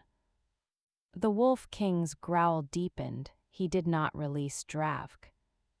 They must swear. His thought came to me, thick with the heat of battle on the old laws, to cease pursuit, to bear witness to their failure. I relayed the demand. Swear it on the old laws. You will leave this place and cease your hunt. You will bear the shame of your failure back to your northern masters. Valen's jaw tightened. To swear on the old laws was binding for their kind. Breaking such an oath meant being cast out, cursed by the very magic they wielded. But the alternative was death here now. We swear, Valen said, the words dragged from him. On stone and stream, by moon and blood, the hunt is ended. We will bear witness. The Wolf King held the position for a long, terrifying moment, his amber eyes burning into Dravk's. Then, with deliberate slowness, he lifted his paw and stepped back. He did not turn his back on them. He stood between them and me, a barrier of muscle and will. Dravk scrambled back, clutching his mangled arm. His face pale with pain and humiliation, he said nothing. But the hatred in his eyes promised future vengeance. The brute helped his dazed companion to his feet. Without another word, Valen turned and melted into the forest shadows, his men stumbling after him in moments. The clearing was empty again, save for the scent of blood and spent magic. The tension drained from me so suddenly my knees gave way. I sank onto the cold stone step of the outpost, trembling violently. The after-effects of channeling such power were a deep, aching emptiness. The Wolf King padded to my side. He was panting, and a news-hello cut bled along his shoulder. But his stance was regal victorious. He nudged my hand with his wet nose, and a flood of warmth, pride, gratitude, profound relief flowed through our bond. You fought as a queen of the old Bloodhigh's thought came. Soft with awe, I managed a weak shake of my head, my fingers burying themselves in the fur of his neck. Seeking solidity, I had no idea what I was doing. You trusted the magic, and you trusted us. He settled beside me, his large body radiating heat. The night was quiet once more, the blood moon watching our triumph from its zenith. The immediate threat was gone, bound by oath. But as I looked at the retreating backs of our enemies, at the unwavering strength of the king beside me, I knew the real trial, the one for my future, was just beginning. The stand at Shadow Ridge was over. The path ahead remained uncharted. The hours after the confrontation passed in a haze of exhaustion and wary vigilance. Though bound by their oaths, neither the Wolf King nor I trusted Valen and Dravk enough to sleep deeply. We retreated inside the outpost, barred the door once more, and tended to our wounds by the faint moonlight. My hands shook as I cleaned the new cut on the Wolf King's shoulder. It was shallow, thankfully, but a stark reminder of how close the fight had been. He endured my ministrations with his usual stoic patience, though through our bond I sensed his own fatigue, a deep, spiritual weariness that went beyond physical strain. The trial was a burden not just on the body, but on the soul. "Will the oath hold them?" I asked softly, applying a paste of yarrow and honey from my pack. "It will." He thought certainty underpinned by grim tradition. To break an oath sworn on the old laws is to be stripped of one's place in the world. They are traitors, but they are not outcasts, yet. He turned his great head to look at me. Their pride is wounded more deeply than Dravk's arm. They will not return to the north with a tale of glory, but of failure. That may be a more dangerous weapon in the long game. I finished the bandage and sat back, wrapping my arms around my knees. The adrenaline was gone, leaving me hollow and cold. What is the long game? What do they truly want? Images and impressions flowed from him, a vision of the northern territories, harsh and frozen, ruled by a different, more brutal pack. Ambition stretching back generations. A belief that the Crescent Moon dynasty had grown soft, too entwined with humans, too reliant on old magic they saw as superstition. They wanted the fertile hunting grounds, the sacred sites. The throne, the trial, was merely the cleanest opportunity. Valen believed my father weak for honoring the old pacts, for valuing alliance over dominance.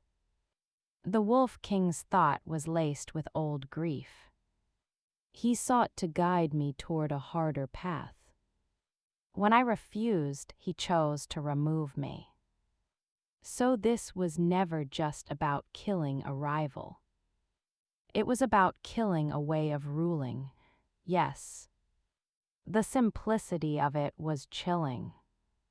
My small world of herbs and village gossip seemed impossibly naive. And where do I fit in this way of ruling? The question hung between us. More vulnerable than I intended. He was silent for a long time, his amber eyes reflecting the dim light. You are the living proof of the old way, finally responded. The pact between Ara and the first king was not just about saving a life. It was a recognition that our strengths are different. But complementary, that isolation breeds weakness. You, with your human hands and healer's heart, have done what an army of my warriors could not during this trial.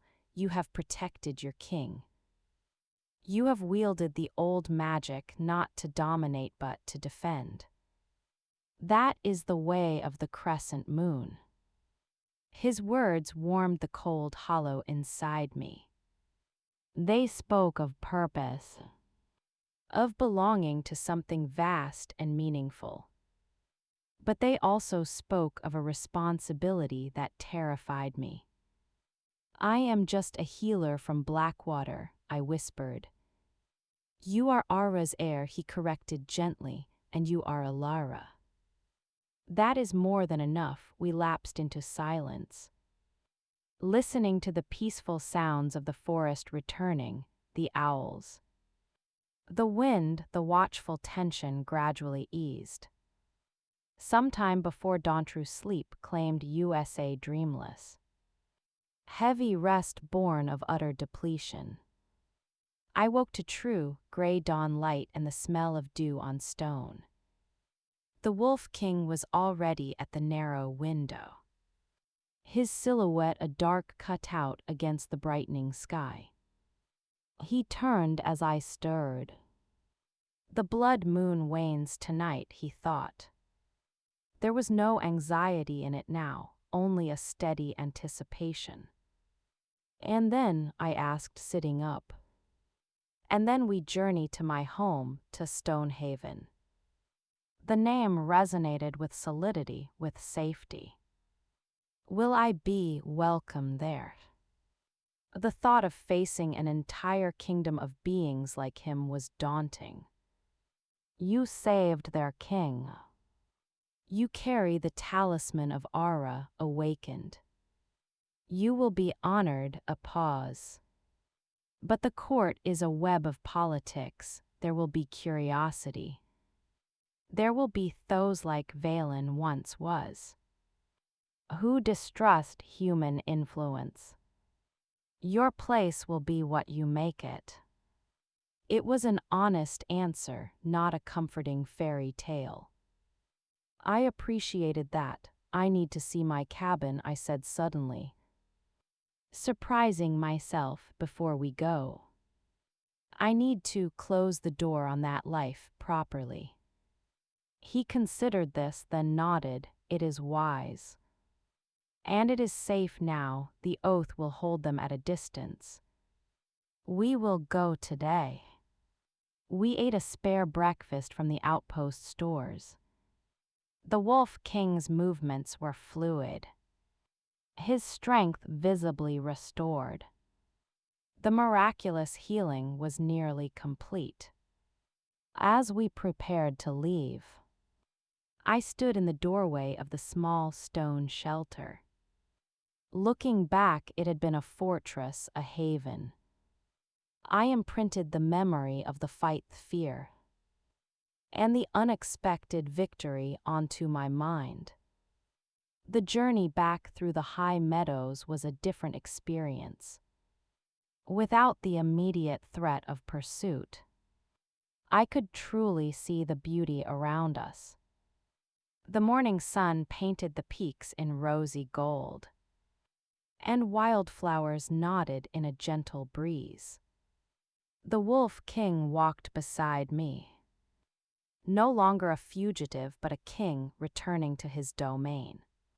His stride confident and sure, we took a different route. One he knew. That led us down through alpine passes and back into the familiar, denser forest that bordered Blackwater. By midday, we were nearing my clearing, the site of my cabin, with its herb garden gone wild and its stone chimney standing silent. Sent a complex pang through my heart. It had been my sanctuary, my prison, my whole world. Now it looked small and lonely. "Wait here," I said to the Wolf King. "If anyone from the village is nearby," he understood. Melting into the tree line with a predator's silence. Though I could still feel the comforting tether of our bond. I pushed open the familiar wooden door. Everything was as I had left it in my frantic escape, the hearth cold. The healing supplies scattered from my packing. The rug still indented from where the Wolf King had lain. It felt like a lifetime ago. I moved with purpose. I gathered a few precious things my grandmother had left me, a specific mortar and pestle of smooth river stone. A lock of her hair wrapped in her well-worn cloak. I packed a small, final bundle of clothes and selected a few of the most potent tinctures and rare dried herbs. The rest I left. The villagers would eventually come seeking remedies. And let them take what they needed. Lastly, I stood before the small shelf that held my few books. My grandmother's journal was already in my pack. Next to it was a simply hand-drawn map of the local forest. My own notations marking herb patches and trails. I took it down, my fingers tracing the familiar lines. This was the map of my old life. I folded it and placed it carefully with my things. I was turning to leave when a shadow fell across the doorway. Old Meishes stood there. His expression a mixture of relief and deep concern. He held a basket covered with a cloth. "Ilara, you're alive." He stepped inside without waiting for an invitation. His sharp eyes taking in the state of the room. The packed bundle, the whole village is whispering. Those strangers left at first light, heading north. One of them looked hurt badly, his gaze fixed on me. They were asking about you again before they went. The dark-haired one, Valen. He said to tell you, the game is longer than a single night. What does that mean, girl? A cold finger traced my spine. A threat wrapped in civility. It means they've accepted their loss for now, I said. Keeping my voice even, Meishes was no fool, he looked at me. Really look at, and I saw the moment he noted the change. The new steadiness in my posture. The different light in my eyes and the pendant, which I had not bothered to hide, resting openly against my dress. "You're leaving," he stated, not asking. "Yes." He sighed, a sound of weary acceptance. He placed his basket on the table and pulled back the cloth. Inside were fresh loaves of bread, a wedge of cheese. A jar of preserves for your journey wherever it leads. Tears pricked my eyes unexpectedly, this small kindness. From a man who had always been fair but distant-handed me. "Thank you, Meishes. You were always too much for this place," he said gruffly. "Your grandmother knew it, I think you finally do too." He hesitated. Those men, they weren't human. Not entirely. And whatever you've gotten tangled in, be careful, Ilara. The old stories have teeth. I know, I said softly. Better than most now. He nodded, gave my cabin one last glance, and turned to go. At the door he paused. If you ever need a place, well, you know where Blackwater is. Though I suspect you're bound for somewhere far grander. Then he was gone, his footsteps fading down the path. I let out a long, shaky breath. That was it. The final thread to my old life. Cut with kindness and a warning. I shouldered my pack and left the cabin, not looking back. I walked into the tree line where the Wolf King waited. He had heard everything. You are not without allies, even here, he thought. He is a good man, I said, but this is no longer my world. Are you ready? I looked north toward the distant, mist-shrouded peaks where Stonehaven lay. I thought of the court politics, unfamiliar customs. The shadow of Valen's long game. I felt the weight of the pendant, hum of the bond. The memory of power flowing through my veins. I was terrified. But for the first time, I was not running from something. I was walking towards something. Yes, I said, I'm ready. We turned our backs on the clearing and began the climb into the high passes. Leaving the cabin, the village. And Ilara, the herb gatherer, behind in the quiet dawn. The path into the high northern passes was one I had never walked. It existed on no map from Blackwater. A trail known only to the creatures of the deep wood, and I now understood the wolf kind. The Wolf King led with an unerring confidence. His connection to the land as natural as breathing. As we climbed, the air grew thin and crisp. Scented with pine and cold stone, the forest changed. The familiar oaks and beeches giving way to towering, ancient firs and sprawling juniper. The world felt older, quieter, watchful. The physical exertion of the climb was a welcome distraction from the churn of my thoughts. With each step away from my cabin, the reality of my choice solidified. I was crossing a threshold not just of geography, but of existence. The bond between us hummed steadily. A comforting constant amidst the uncertainty. As twilight approached on that final day, the Wolf King's pace slowed, a new tension. Different from the alertness for danger. Thrummed through him, it was anticipation. Edged with a profound personal significance, it is time. He thought as we emerged onto a high, rocky bluff overlooking a series of rolling, moonlit valleys. The blood moon wanes. He turned to me, his amber eyes glowing in the gathering dusk. What happens now? It may startle you. Before I could ask what he meant, he walked to the center of the bluff. A flat expanse of smooth stone washed silver by the first stars. He stood there, a majestic silhouette against the vast sky, and lifted his head. A long deep howl tore from his throat. But it was unlike any sound I'd heard from him before. It was not a cry of challenge or pain, but of release. Of invocation. It echoed off the mountainsides, a solitary, powerful note that seemed to vibrate in the very air.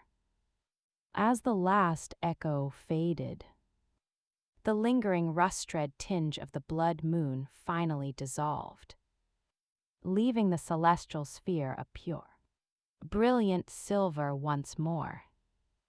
And the Wolf King began to change. It was not the violent, bone-snapping transformation of nightmare stories. It was a shimmeringa blurring at the edges of his form, as if he were stepping between one reflection and another. The massive elupine shape seemed to fold in on itself, melting and reforming with a silent mystical grace.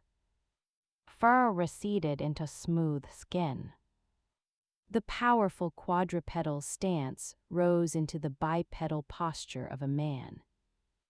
The intelligent amber eyes remained the same, but now they were set in a human face.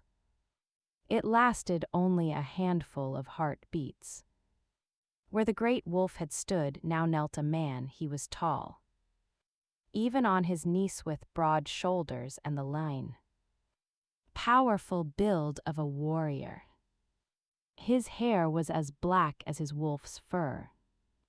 Falling to his shoulders, he wore simple, dark trousers and a tunic that had somehow survived the transformation, though they were torn and stained from the ordeal. The silver crescent marking was no longer on his chest, but I saw it thin a pallilegant scar in the same shape. Just above his collarbone he lifted his head, and those familiar amber eyes found mine for a moment. We just stared at each other across the stone bluff. The bond was still there, a vibrant living connection. But the context had shifted seismically. The intelligence I had sensed in the wolf was now fully, undeniably human, contained in a form that was both strange and in a deep, inexplicable way. He rose to his feet, moving with the same fluid grace he'd possessed as a wolf. He was a king in bearing, every inch of him. The vulnerability of the wounded creature was gone, replaced by a quiet, immense authority. Yet when he spoke, his voice was not the booming command I might have expected. It was deep, resonant, and held a warmth that eased the sudden awkwardness thrumming through me. "Ilara," he said, my name spoken in a human voice for the first time. It sounded different, sacred. I realized I was holding my breath. I let it out slowly, finding my own voice. "So, this is you." A faint wry smile touched his lips. "This is me, Kalen. Second of that name, Alpha of the crescent moon. And deeply in your debts." And he took a step closer but stopped, giving me space. "Does it trouble you, the change?" I considered it, looking past the human form to the essence I had come to know.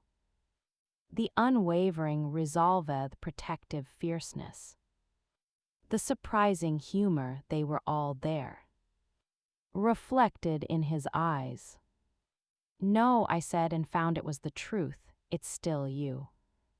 It's just a different facet." His smile deepened, a flash of relief in it. "You see, truly. That is the gift of Ara's line."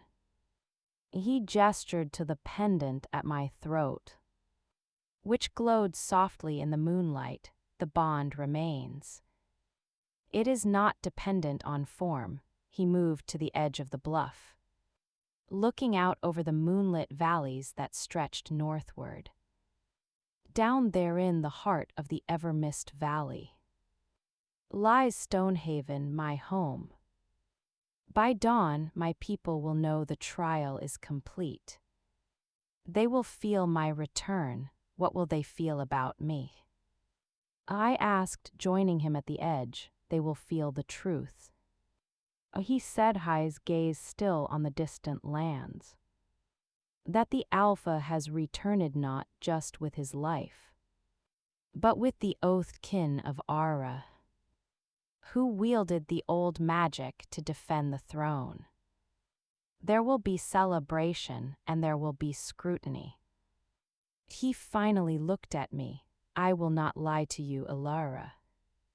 My court is not a simple place. You will be a symbol of the old alliances of my survival. Of change, some will embrace you. Others will see you as a human complication in wolf-kind affairs. Valen wasn't alone in his beliefs, I surmised. He was not. His faction has been quieted, not destroyed. Your presence will challenge them. I looked at the silver-lit world below, so vast and unknown. A week ago, my greatest challenge was convincing a skeptical farmer to use a poultice. Now I was to be a symbol in a hidden king's court. The fear was a cold knot in my stomach. But beside it now burned a spark of defiance. I had not come this far to hide. I didn't ask for this, I said quietly. I know. But I choose it.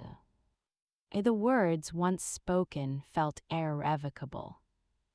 I choose to see this through, Kaelan. I had to think of him by name now, turned fully to face me. In his human form his expressions were more nuanced. But the intensity of his regard was the same. Then I make you this promise, Ilara of Blackwater. Descendant of Ara. You will have a place of honor at Stonehaven. You will have my protection not as a ward but as an ally. And you will have the freedom to find your own path within our walls. He extended his hand knot to help Mebut in a gesture of pact. Do you accept? I looked at his hand, then up at his face. Etched with moonlight and sincerity, this was not a demand. It was an offer, a partnership. I placed my hand in his. His grip was warm, firm, and calloused, a warrior's hand. I accept. The bond between us flared a warm, bright pulse of mutual commitment that had nothing to do with magic and everything to do with choice. Then come, he said, releasing my hand but his presence remaining close. Let me show you your new home. We did not descend into the valleys that night. Instead, we made a camp on the bluff. It was a quiet, strangely comfortable affair. Kaelan built a small, efficient fire. I shared the food Meshas had given me. We spoke not of politics or magic, but of simple things. He asked about my grandmother, about my life in the cabin. I asked about Stonehaven, about the people, both human and wolf kind, who lived there. He told me of the great hall built into the living mountain, of the libraries that held histories older than human kingdoms, of the healing chambers that were the envy of every realm. He spoke of his father, a wise but weary king, and of his own determination to strengthen the old alliances his father had cherished. It was in these quiet exchanges that the last of the strangeness faded. Kaelan the man was simply an extension of the king I had come to know in the wolf. The bond thrummed between USA constant, comforting awareness. As the fire burned low, I found myself studying him. The strong lines of his profile, intelligence in his eyes. The quiet power he wore as naturally as his own skin. A confusing mix of feelings swirled within me, respect, gratitude, a dawning affection, and something else, warmer and more terrifying that I dared not name. He caught my gaze and held it. the firelight dancing in his amber eyes. "You are staring, healer." I felt a blush creep up my neck. "I'm just adjusting to the new view." His smile was soft. "As am I." His expression grew more serious. "The bond we share, Alara, it is rare. It was forged in shared danger and ancient blood. But it is sustained by choice. It will allow us to communicate across distance, to sense strong emotion in the other. It is a link few in Stonehaven have ever known. They will see it and they will understand its significance." "What significance?" I whispered. "That you are not merely a guest or an ally." He paused, choosing his words with care. "You are bonded to the Alpha in the eyes of the old laws. That gives you a status near to royalty. It gives you a voice. And it gives you a target." The warmth of the moment cooled. The reality was never far away. "Then I will have to learn to use my voice," I said, lifting my chin. "And I am getting rather good at avoiding targets." He laughed, Thena rich, genuine sound that echoed pleasantly in the night air. "That you are," latter as I wrapped myself in my blanket, watching the true silver moon arc across the sky. I felt a profound peace settle over me. The waning of the blood moon had not brought an end, but a beginning. The king was restored, the trial was over. And I, Alara of no place and every place, was walking a path lit by moonlight and old magic, toward a home in the mountains. Beside a king I had chosen to follow. The wolf was gone. But Kaelin was here, and our journey was just starting. We began the final descent into Evermist Valley with the first true light of dawn. The world below which had been a sea of silver and shadow slowly revealed itself in washes of emerald green, deep gray stone, and the glittering threads of countless streams. The air grew thicker, sweet, carrying the scent of damp earth-blooming night flowers. And something else, wood smoke and the distant, living hum of a great many beings. Kaelin walked beside me, no longer needing to lead. His presence was different now, not the protective shield of the wolf, but the grounded, assured companionship of a man returning to his domain. The bond between us was a quiet hum, a shared awareness that needed no words. I could feel his anticipation, a mix of pride and solemn duty, and beneath it a thread of concern for me. "The main gates are ahead," he said, his voice low. "The watch will have seen us. Word will already be spreading." I adjusted the strap of my pack, my fingers brushing the worn leather of my grandmother's journal through the fabric. My heart beat a quick, nervous rhythm against my ribs. "What should I do?" "Be yourself," he said simply, glancing at me. "You have nothing to prove, Alara. You saved your king. You carry the awakened talisman. Your worth is written in your actions, not in courtly manners you do not yet know." His confidence was a balm. But as we rounded a final bend in the mountain trail, the breath still caught in my throat. Stonehaven was not a castle as I had imagined from village tales. It was the mountain itself made habitable. Great arches and towers were carved from the living gray rock, soaring naturally from the cliff sides. woven with timber galleries and bridges that span misty chasms. Windows, glowing with warm firelight or the cool blue of what looked like captured starlight. Dotted the stone face, it was organic, powerful, ancient. It didn't impose on the landscape, was the landscape. Perfected, the path widened into a true road. Paved with smooth river stones leading to a colossal gate. The gates themselves were fashioned from dark, iron-bound timber, but they stood open. Framed within them was a contingent of guards. They were an intimidating sight, tall and broad. They wore leather armor studded with silver, and each carried a spear with a cruel crescent moon blade. But it was their eyes that struck me, shades of amber gold and pale gray, all possessing that same preternatural awareness I knew from Kaelin. Wolf-kind as we approached, their disciplined ranks shifted, and I saw the diversity among them. Some were fully in human form, like Kaelin. Others bore subtle markers, slightly elongated canines. A feral sharpness to their features.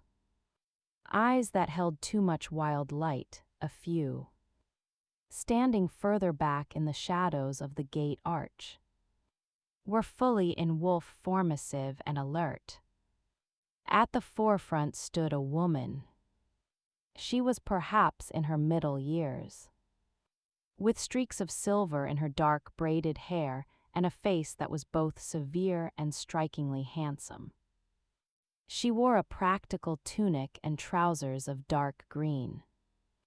A long knife at her belt, her eyes a stormy gray.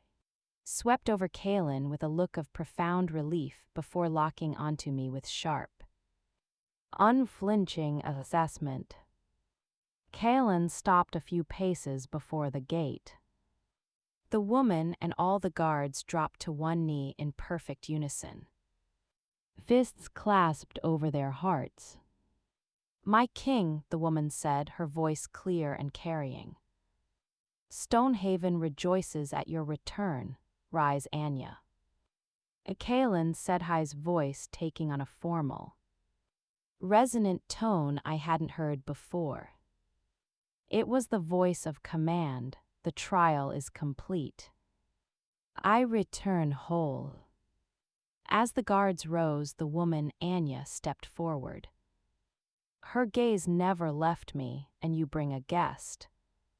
It wasn't a question, this is Alara, Kaelin said. And the way he said my name with weight and significance made several of the guards exchange glances. Daughter of the line of Ara, healer of Blackwater. My sworn protector and bondkin. A ripple went through the assembled warriors. I saw eyebrows raise, eyes widen. The term bondkin seemed to carry immense weight.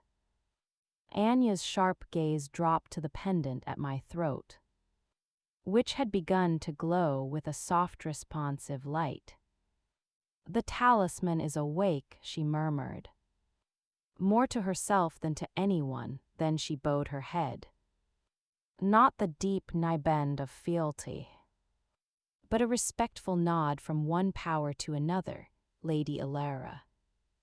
"Stonehaven is in your debt, welcome." Her words were correct, but her tone was guarded. Her posture still that of a sentinel evaluating a potential threat. She was Kaelin's head of household guard, I realized. Her job was to protect him, and I was an unknown variable. "Thank you, Captain Anya," I said, hoping my voice didn't tremble. I met her gaze, remembering Kaelin's advice, be yourself. "I am honored to be here." Anya's eyes narrowed slightly, as if my directness was unexpected but not unwelcome. She stepped aside, gesturing through the gates. The people await your return, my king. The hall is prepared. As we passed through the immense gates, the world inside Stonehaven opened up before me. It was not a dark cavernous space, but a series of vast, interconnected chambers lit by that same mysterious blue-white light that seemed to emanate from the stone itself. The air was warm and smelled of pine resin roasting meat and fragrant herbs. Staircases wound up into shadows, and passages branched off in every direction. But it was the people who truly captured my attention. They thronged the wide main thoroughfare, men, women, children. Some were clearly fully human, dressed in simple, sturdy clothes, going about daily tasks. Many more were wolf kind, in various states of shift. I saw traders with lupin ears and normal hands, children with tails chasing each other, elders with wise, golden eyes watching from doorways. The mix was seamless, a society intertwined. And they were all staring at Kalen with clear love and relief, and at me with unbridled curiosity. Whispers spreading like wildfire, the king has returned. Is that her, the human from the tales? Look at the pendant, it shines. They say she fought beside him at Shadow Ridge. Kalen walked with his head high, acknowledging his people with slight nods. A hand raised here and there, he did not slow, but his pace was regalaloing them to see him, to know he was truly home. I walked a half step behind and to his right, feeling hundreds of eyes on me. My palms were damp, but I kept my chin up, my hand resting lightly on the strap of my pack, my grandmother's cloak around my shoulders like a banner of my own heritage. We climbed a broad, central staircase that spiraled up through the heart of the mountain. The noise of the main thoroughfare faded, replaced by a deeper, more resonant quiet. Finally, we emerged into a place that stole the last of my breath. The Great Hall of Stonehaven was a natural cathedral. Its roof was the mountain's own vaulted stone, from which hung enormous, intricate chandeliers of wrought iron and crystal that glowed with captured moonlight.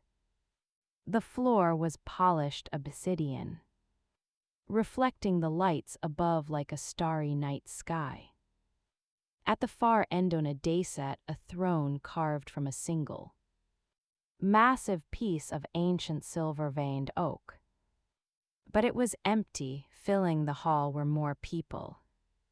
These clearly of higher station, they wore finer fabrics, leathers tooled with intricate patterns, jewelry of silver and moonstone.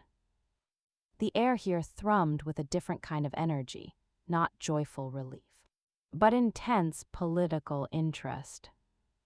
As Kalen entered, a profound silence fell. Every eye turned to him. Then, as one, the entire assembly bowed or curtsied deeply. Kalen walked the length of the hall, his boots echoing on the stone. I followed, hyper-aware of the scrutiny. He did not ascend to the throne immediately. Instead, he stopped before the dais and turned to face his people. My kin, his voice filled the vast space effortlessly. The blood moon has waned. The trial of solitude is complete. I return to you, not just as your alpha, but as one who has been tested and who has been saved. He half turned and extended a hand toward me. a gesture that brought me to the center of this entire world's attention. This is Alara of the blood of Ara, keeper of the talisman. She pulled me from the river of death. She healed my wounds with human hands and ancient knowledge. She stood against oathbreakers at Shadow Ridge and wielded the old magic to defend your throne. He paused, letting his words sink in. By the laws of stone and stream. By the covenant of the crescent moon.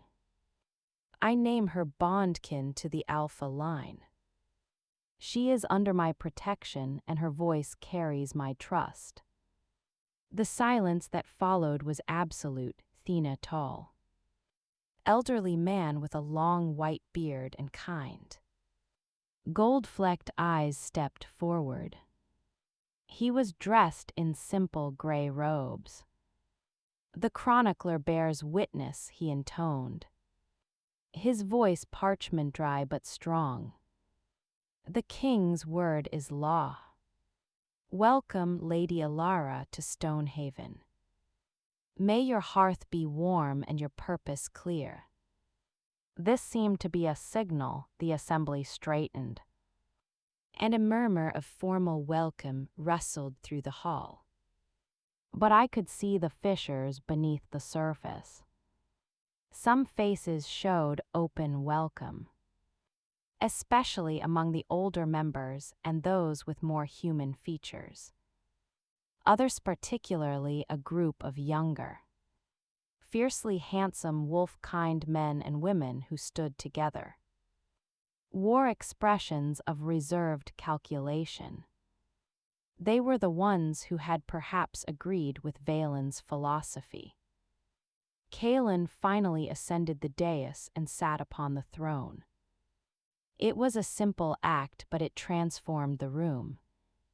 He was no longer the returning son, but the reigning king. Captain Anya, he said, report.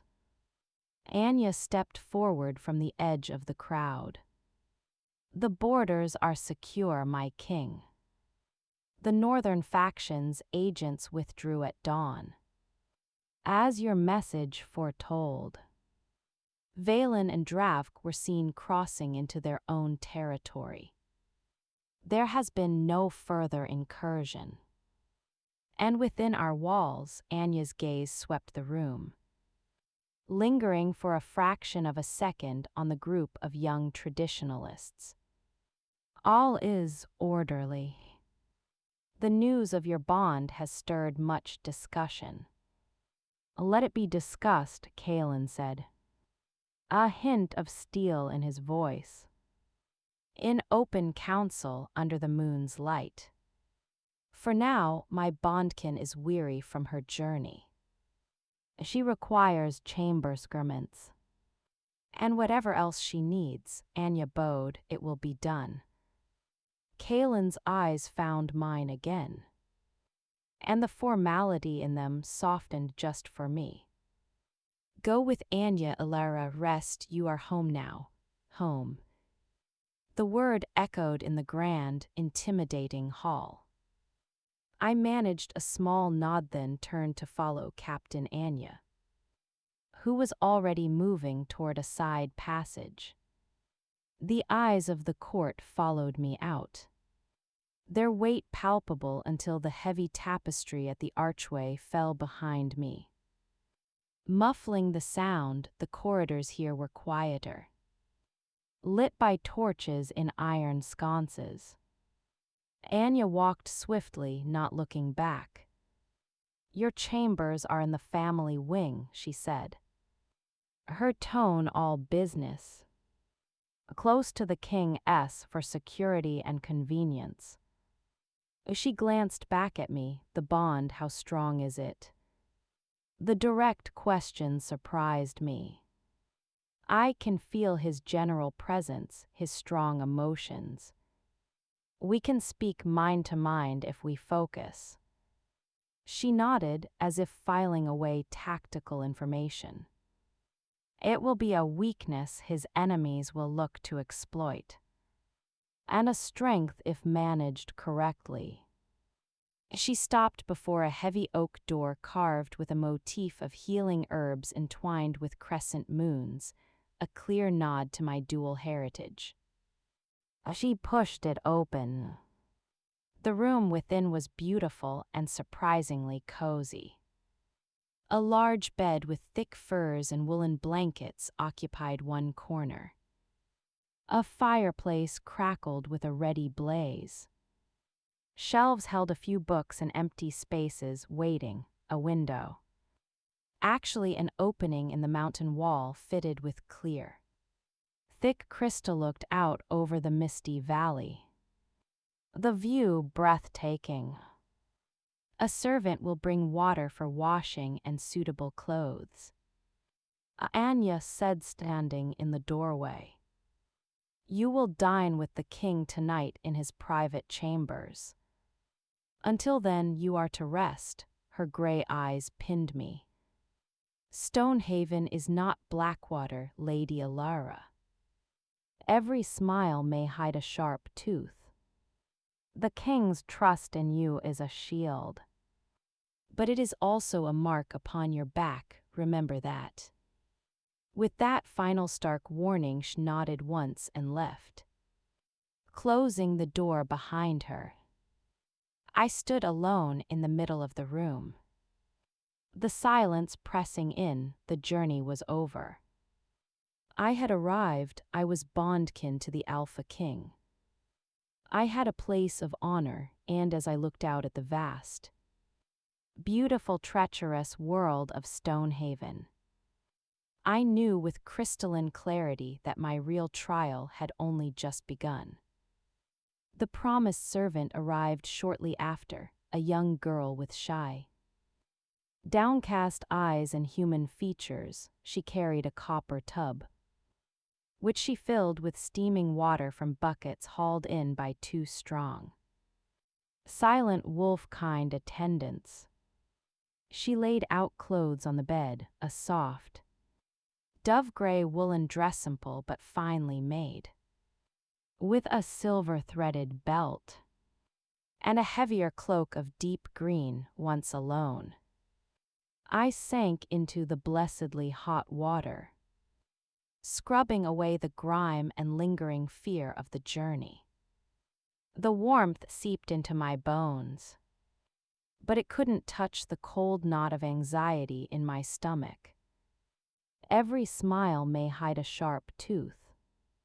Anya's warning echoed in the steamy silence.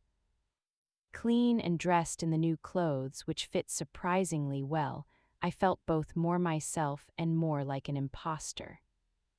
The Alara who gathered yarrow in sun-dappled clearings was gone, replaced by this Lady Alara in a stone fortress.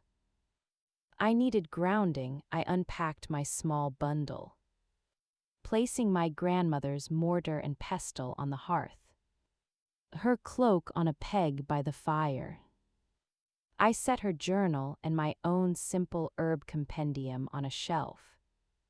These familiar objects were anchors in the strange new sea. Rest, however, was impossible. The energy of Stonehaven pulsed through the very rock. A low thrum of life-porand intrigue through the bond. I could feel Kalen's presence not far away, a steady, focused beacon of activity. He was working, re-establishing his rule, dealing with the aftermath of the trial and my introduction. Driven by a healer's curiosity and a need to understand my new world, I slipped out of my chamber. The corridor was empty, lit by the ever-present glowing crystals set into the walls. I wandered without clear direction, my soft-soled boots whispering on the stone. I found myself in a smaller, sunlit chamber, a greenhouse built into a southern-facing cliff. The air was humid and rich with the scent of soil and growing things. Herbs, flowers, and even small fruiting trees grew in orderly beds and hanging planters. A healing garden, my spirit lifted at the sight. This was a language I understood. I was examining a particularly robust patch of comfrey when a voice, dry and gentle, spoke behind me. It likes a little crushed eggshell in the soil. Strengthens the stems. I turned to find the elderly chronicler from the great hall. Up close, his face was a map of gentle wrinkles, and his gold-flecked eyes held a patient wisdom. "I'm sorry, I didn't mean to intrude," I said quickly. "Intrude, this garden is for all who know its value," he said, moving to prune a nearby sage plant with careful fingers. "I am Orwin. It is good to see you away from the staring eyes, Lady Alara." "Please, just Alara," he smiled. "Alara, then. And you may call me Orwin. Titles are heavy things for a quiet garden." He studied me. "You have your great-grandmother's look about the eyes." Ara was a formidable woman. She would be proud to see her line awakened. "You knew of her, I keep the histories, I knew of her. Her pact with King Thuron is a cornerstone of our oldest scrolls. The talisman's awakening was an event many of us hoped for, but few believed we would witness." He gestured to a stone bench. "Sit. You carry the weight of sudden destiny. It is a burden best shared." Grateful for his lack of ceremony, I sat. "It all feels enormous, and I feel very small." "A mountain is climbed one step at a time," Orwin said, sitting beside me. "You have already taken the hardest steps: choice, courage, loyalty. The politics of Stonehaven, that is merely walking on level ground, albeit through a maze." "Anya warned me about the sharp teeth," Orwin chuckled. "Anya is an excellent captain. She sees threats in shadows because it is her job to stop them from becoming substance. But not all shadows are hostile. Some are merely uncertain." He looked toward the garden entrance, where the sounds of distant activity echoed. "The king's bond with you is a powerful symbol. It reaffirms the old alliance between human ingenuity and wolfkind strength at a time when some, stung by Valen's betrayal, would see us retreat into isolation. Your presence here gives heart to those who believe in the covenant. And to those who don't," his expression grew somber.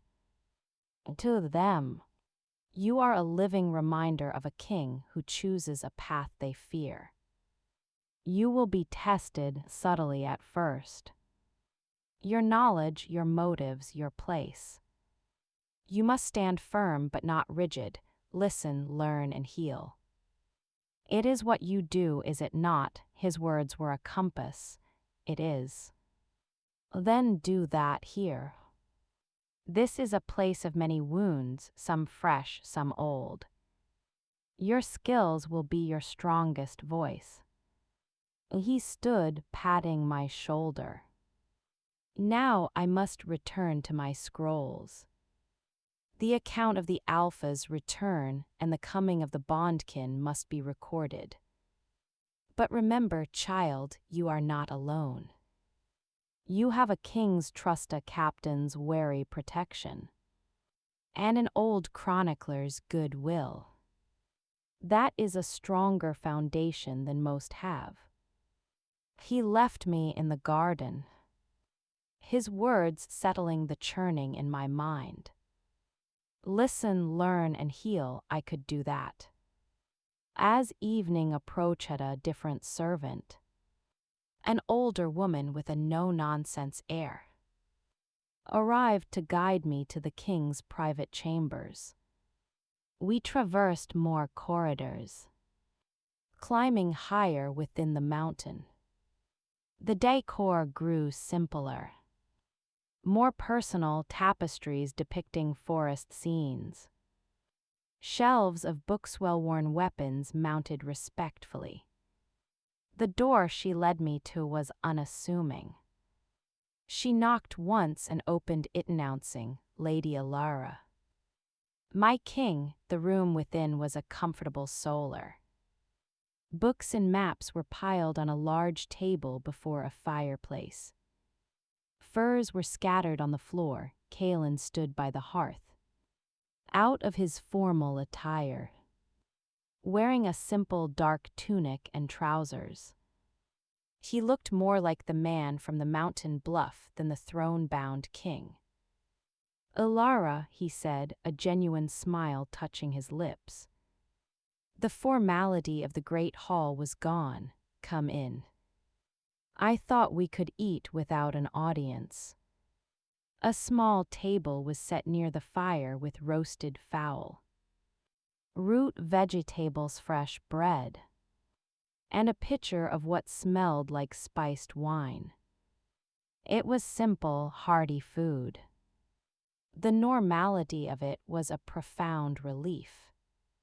We ate in comfortable silence for a few moments. The bond hummed pleasantly between us, a conduit for simple contentment rather than urgent thought. "Orwin found me in the healing garden," I said finally, breaking the quiet. Kalen nodded, swallowing a bite of bread. "He would.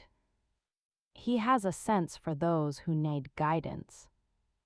"What did he tell you?" "To listen, learn, and heal. That my skills are my voice, wise counsel. He's been steering kings since my father was a boy. He studied me, and how are you finding your voice so far?" "It feels very small in the great hall," I admitted. "The hall amplifies everything. Do not mistake volume for importance. The quiet words in the garden, the healing of a single wound, the steadiness of a daily presence, these things echo louder in the long run than any speech before the throne." He sipped his wine. "Tomorrow I will introduce you to Lysa, the head of our healing halls. She is formidable, but her heart is in the right place. She will be skeptical of a human healer, but she respects results above all." "I look forward to meeting her," I said, and found I meant it. This was a territory I could navigate. There is also the matter of the formal moon council. 3 nights hence, Kalen continued, his tone turning more serious. "All the major families and advisors gather. Your presence will be required. It will be the first time you are presented not as a curiosity, but as bondkin with a place at the table. There will be questions, direct ones." The food suddenly felt heavier in my stomach. "About what?"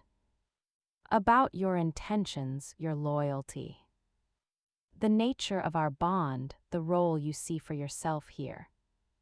Some will seek to diminish you, to test my judgment in binding myself to a human. Others will seek to flatter you, to use you as a conduit to my ear." He leaned forward, his amber eyes intent. "You must answer as yourself, Alara, with the honesty and courage you have shown me. Do not try to play their games. They have been playing for centuries. Simply be true. It is a move they will not expect."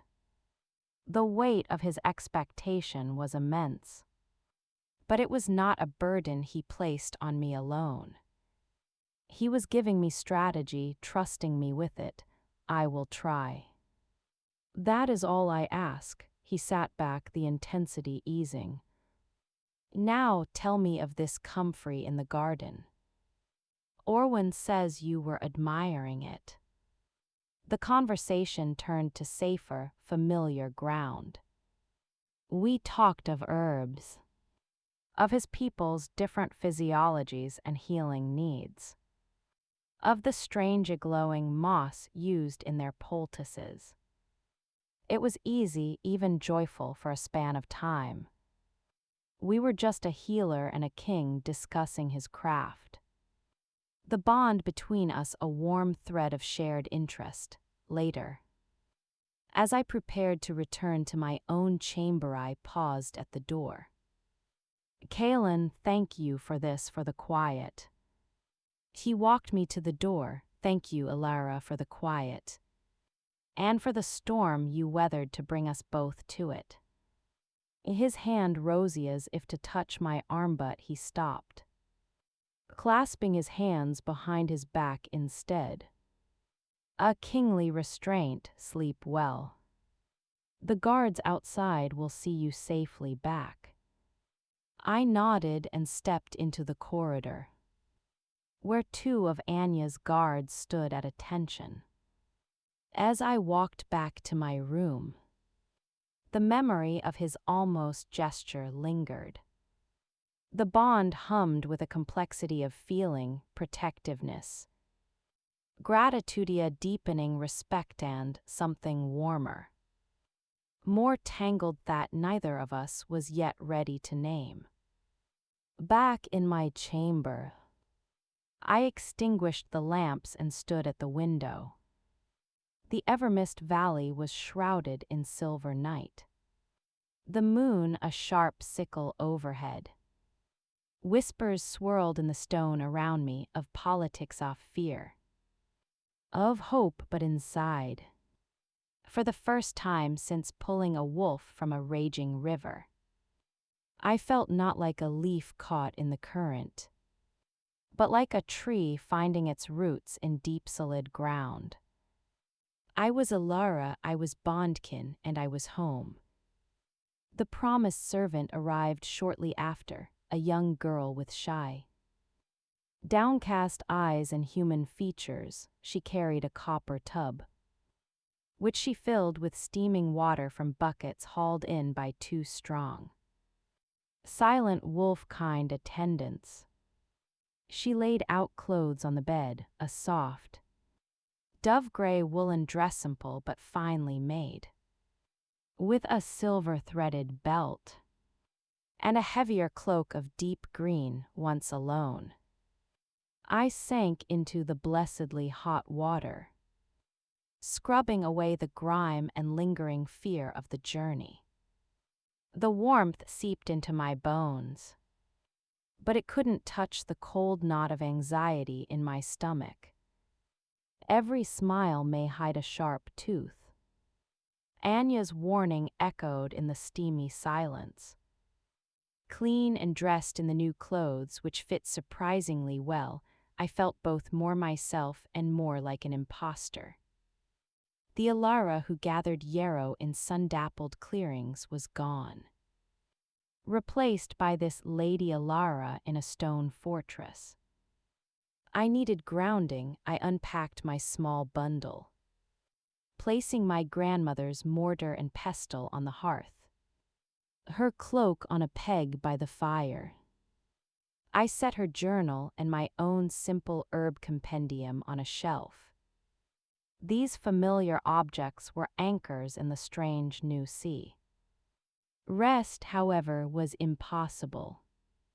The energy of Stonehaven pulsed through the very rock. A low thrum of life and intrigue through the bond. I could feel Kalen's presence not far away, a steady, focused beacon of activity. He was working, re-establishing his rule, dealing with the aftermath of the trial and my introduction, driven by a healer's curiosity and a need to understand my new world.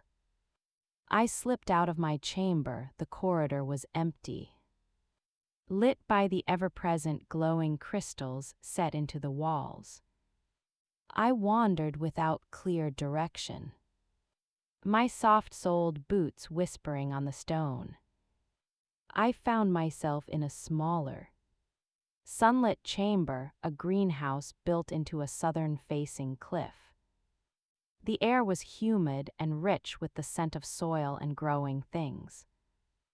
Herbs, flowers, and even small fruiting trees grew in orderly beds and hanging planters. A healing garden, my spirit lifted at the sight. This was a language I understood. I was examining a particularly robust patch of comfrey when a voice, dry and gentle, spoke behind me. It likes a little crushed eggshell in the soil. It strengthens the stems. I turned to find the elderly chronicler from the Great Hall. Up close, his face was a map of gentle wrinkles, and his gold-flecked eyes held a deep-patient wisdom. "I'm sorry, I didn't mean to intrude," I said quickly. "Intrude, this garden is for all who know its value," he said, moving to prune a nearby sage plant with careful fingers. "I am Orwin. It is good to see you away from the staring eyes, Lady Alara." "Please, just Alara," he smiled. "Alara, then. And you may call me Orwin. Titles are heavy things for a quiet garden." He studied me. "You have your great-grandmother's look about the eyes." Ara was a formidable woman. She would be proud to see her line awakened. "You knew of her." "I keep the histories I knew of her. Her pact with King Thuron is a cornerstone of our oldest scrolls. The talisman's awakening was an event many of us hoped for, but few believed we would witness." He gestured to a stone bench. "Sit. You carry the weight of sudden destiny. It is a burden best shared." Grateful for his lack of ceremony, I sat. "It all feels enormous, and I feel very small." "A mountain is climbed one step at a time," Orwin said, sitting beside me. "You have already taken the hardest steps: choice, courage, loyalty. The politics of Stonehaven, that is merely walking on level ground, albeit through a maze." "Anya warned me about the sharp teeth," Orwin chuckled. "Anya is an excellent captain. She sees threats in shadows because it is her job to stop them from becoming substance. But not all shadows are hostile. Some are merely uncertain." He looked toward the garden entrance, where the sounds of distant activity echoed. "The king's bond with you is a powerful symbol. It reaffirms the old alliance between human ingenuity and wolf-kind strength at a time when some, stung by Valen's betrayal, would see us retreat into isolation. Your presence here gives heart to those who believe in the covenant. And to those who don't," his expression grew somber. "To them, you are a living reminder of a king who chooses a path they fear. You will be tested subtly at first. Your knowledge, your motives, your place. You must stand firm but not rigid, listen, learn, and heal. It is what you do, is it not?" His words were a compass. "It is. Then do that here. This is a place of many wounds, some fresh, some old. Your skills will be your strongest voice." He stood, patting my shoulder. "Now I must return to my scrolls. The account of the Alpha's return and the coming of the bondkin must be recorded. But remember, child, you are not alone. You have a king's trusta captain's wary protection, and an old chronicler's good will. That is a stronger foundation than most have. He left me in the garden, his words settling the churning in my mind. Listen, learn, and heal, I could do that. As evening approached, a different servant, an older woman with a no-nonsense air, arrived to guide me to the king's private chambers. We traversed more corridors, climbing higher within the mountain. The decor grew simpler. More personal tapestries depicting forest scenes. Shelves of books, well-worn weapons mounted respectfully. The door she led me to was unassuming. She knocked once and opened it, announcing, "Lady Alara."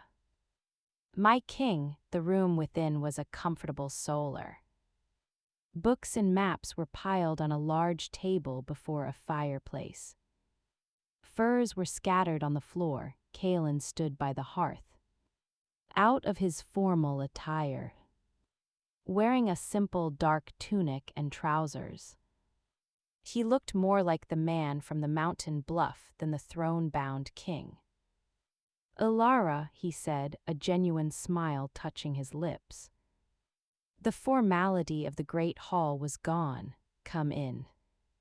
I thought we could eat without an audience. A small table was set near the fire with roasted fowl, root vegetables, fresh bread, and a pitcher of what smelled like spiced wine.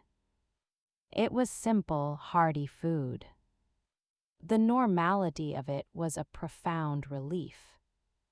We ate in comfortable silence for a few moments. The bond hummed pleasantly between us, a conduit for simple contentment rather than urgent thought. "Orwin found me in the healing garden," I said finally, breaking the quiet. Kalen nodded, swallowing a bite of bread. "He would. He has a sense for those who need guidance." "What did he tell you?" "To listen, learn, and heal. That my skills are my voice, wise counsel. He's been steering kings since my father was a boy. He studied me, and how are you finding your voice so far?" "It feels very small in the great hall," I admitted. "The hall amplifies everything. Do not mistake volume for importance. The quiet words in the garden, the healing of a single wound, the steadiness of a daily presence, these things echo louder in the long run than any speech before the throne." He sipped his wine. "Tomorrow I will introduce you to Lysa, the head of our healing halls. She is formidable, but her heart is in the right place. She will be skeptical of a human healer, but she respects results above all." "I look forward to meeting her," I said, and found I meant it. This was a territory I could navigate. There is also the matter of the formal moon council. 3 nights hence, Kalen continued, his tone turning more serious. "All the major families and advisors gather. Your presence will be required. It will be the first time you are presented not as a curiosity, but as bondkin with a place at the table. There will be questions, direct ones." The food suddenly felt heavier in my stomach. "About what?" "About your intentions, your loyalty. The nature of our bond, the role you see for yourself here. Some will seek to diminish you, to test my judgment in binding myself to a human. Others will seek to flatter you, To use you as a conduit to my ear. He leaned forward, his amber eyes intent. You must answer as yourself, Ilara. With the honesty and courage you have shown me. Do not try to play their games. They have been playing for centuries, simply be true. It is a move they will not expect. The weight of his expectation was immense. But it was not a burden he placed on me alone. He was giving me strategy, trusting me with it. I will try. That is all I ask. He sat back, the intensity easing. Now tell me of this comfrey in the garden. Orwin says you were admiring it. The conversation turned to safer, familiar ground. We talked of herbs, of his people's different physiologies and healing needs, of the strange glowing moss used in their poultices. It was easy, even joyful for a span of time. We were just a healer and a king discussing his craft. The bond between us a warm thread of shared interest. Later, as I prepared to return to my own chamber, I paused at the door. Kalen, thank you for this, for the quiet. He walked me to the door. Thank you, Ilara, for the quiet. And for the storm you weathered to bring us both to it. His hand rosy as if to touch my arm, but he stopped, clasping his hands behind his back instead. A kingly restraint. Sleep well. The guards outside will see you safely back. I nodded and stepped into the corridor, where two of Anya's guards stood at attention. As I walked back to my room, the memory of his almost gesture lingered. The bond hummed with a complexity of feeling, protectiveness, gratitude, a deepening respect, and something warmer, more tangled that neither of us was yet ready to name. Back in my chamber, I extinguished the lamps and stood at the window. The Evermist Valley was shrouded in silver night. The moon a sharp sickle overhead.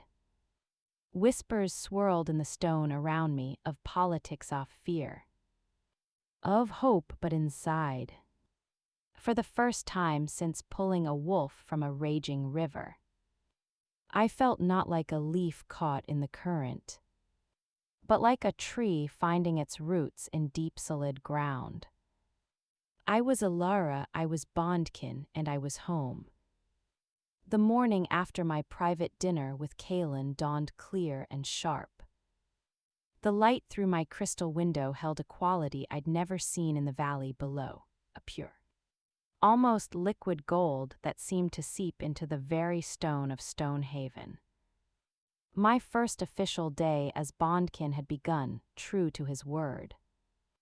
Kalen sent a guide after breakfast, a young wolf-kind man named Bren, with russet hair and earnest green eyes, who announced he was to be my attendant and guide for non-ceremonial matters. He was clearly nervous, treating me with a deference that felt awkward. The king requests your presence in the lower halls, me lady. Bren said, bowing slightly. He thought you might wish to see the healing halls first. Anticipation pushed aside my lingering anxiety. This was my demeanor, at least. The closest thing to it in this strange new world.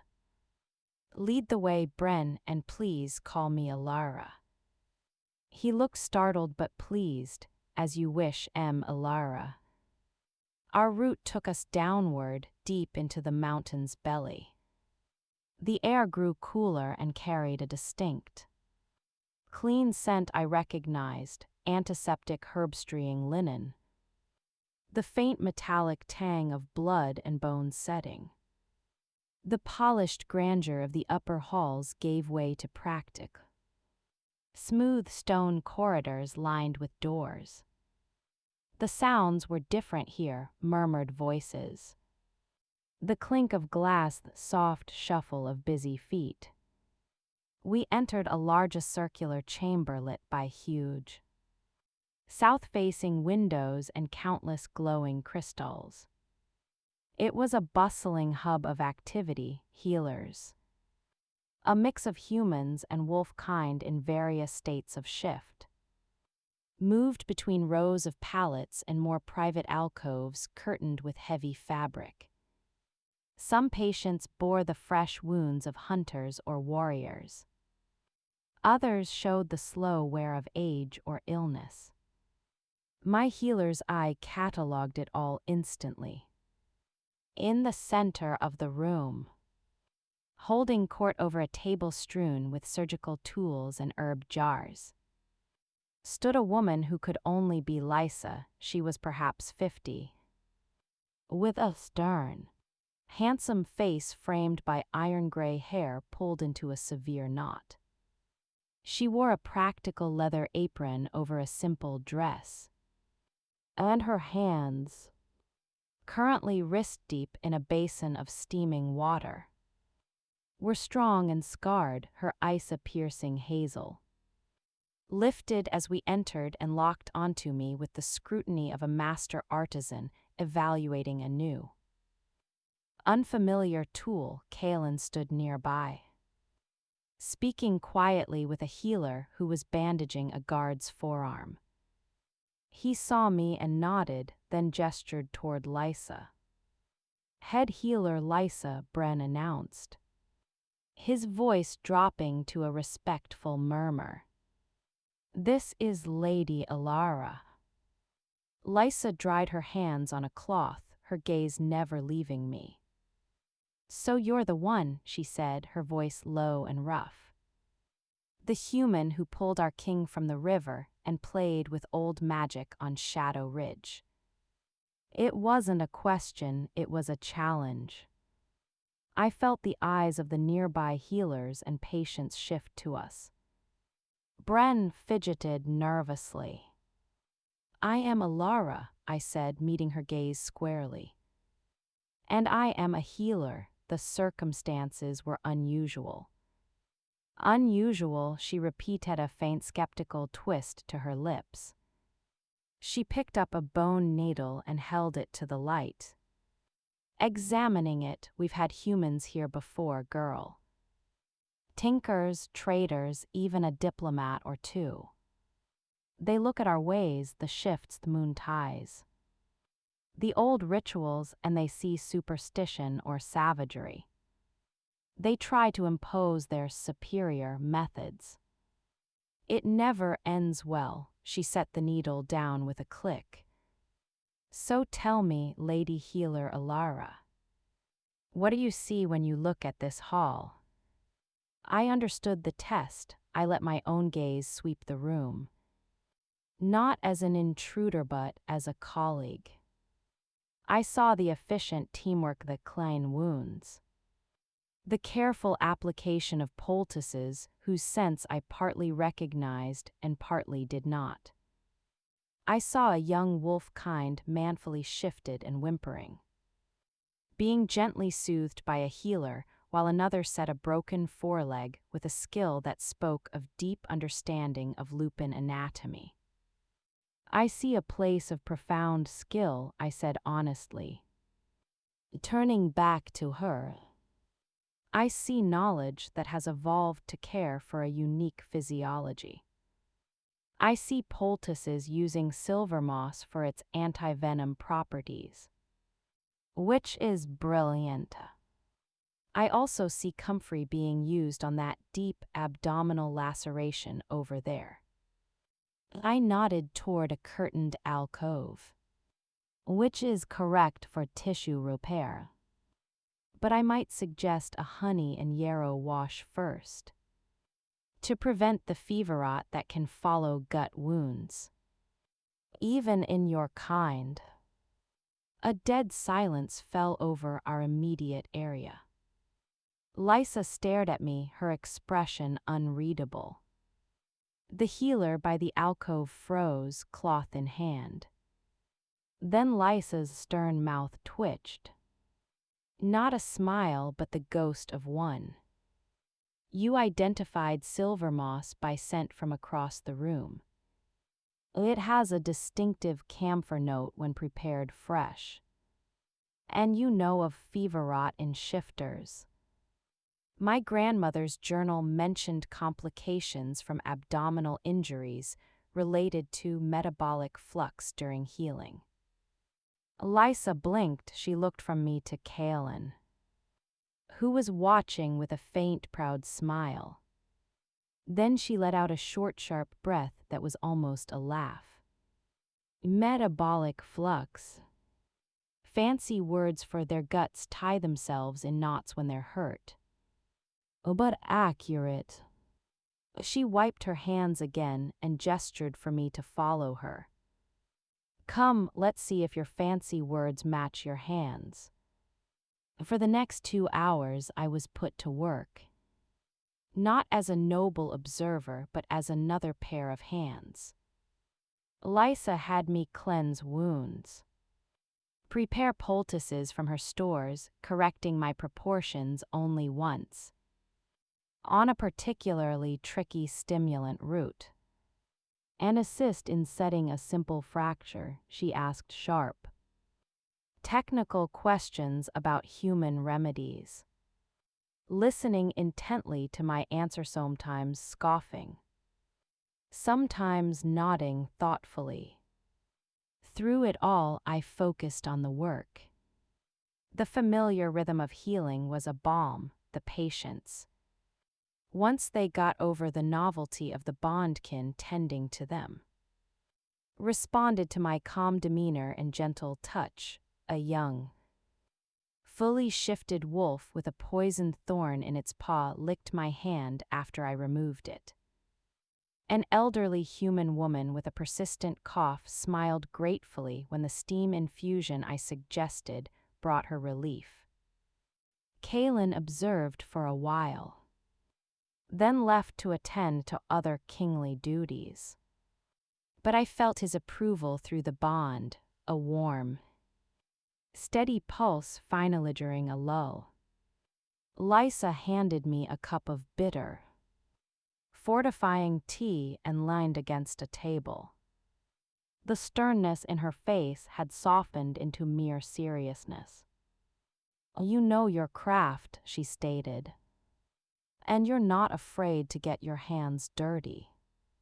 That's something. She sipped her own tea. Your grandmother's journal, I would like to see it, if you're willing.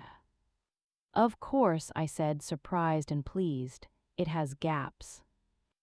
But her observations on shifter physiology were keen. Ara's line was always observant, Lysa said, a note of respect entering her voice for the first time.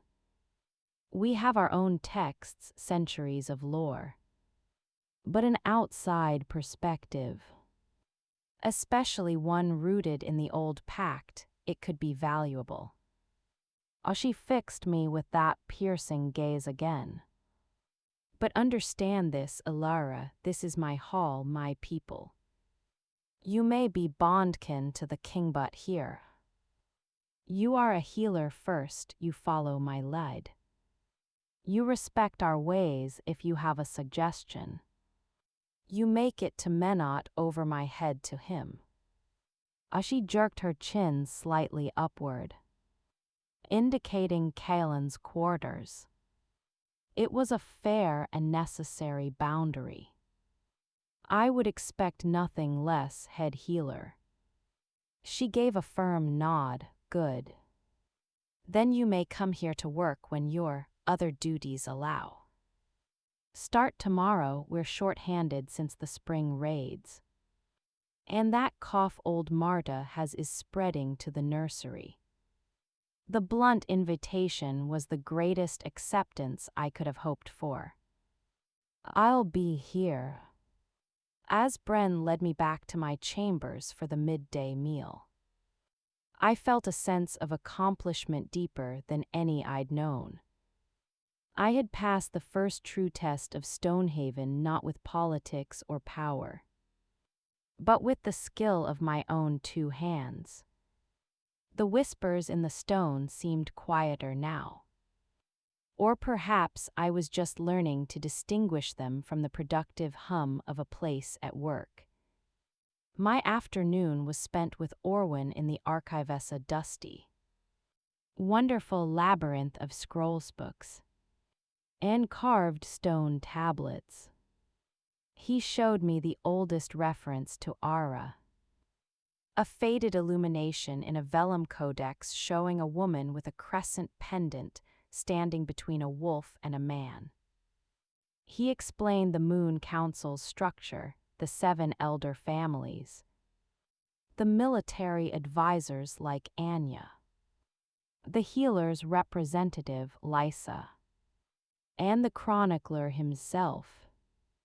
The council's power is advisory, Orwin explained, tracing a family sigil with a bony finger. But a king who ignores it is a king walking on thin ice.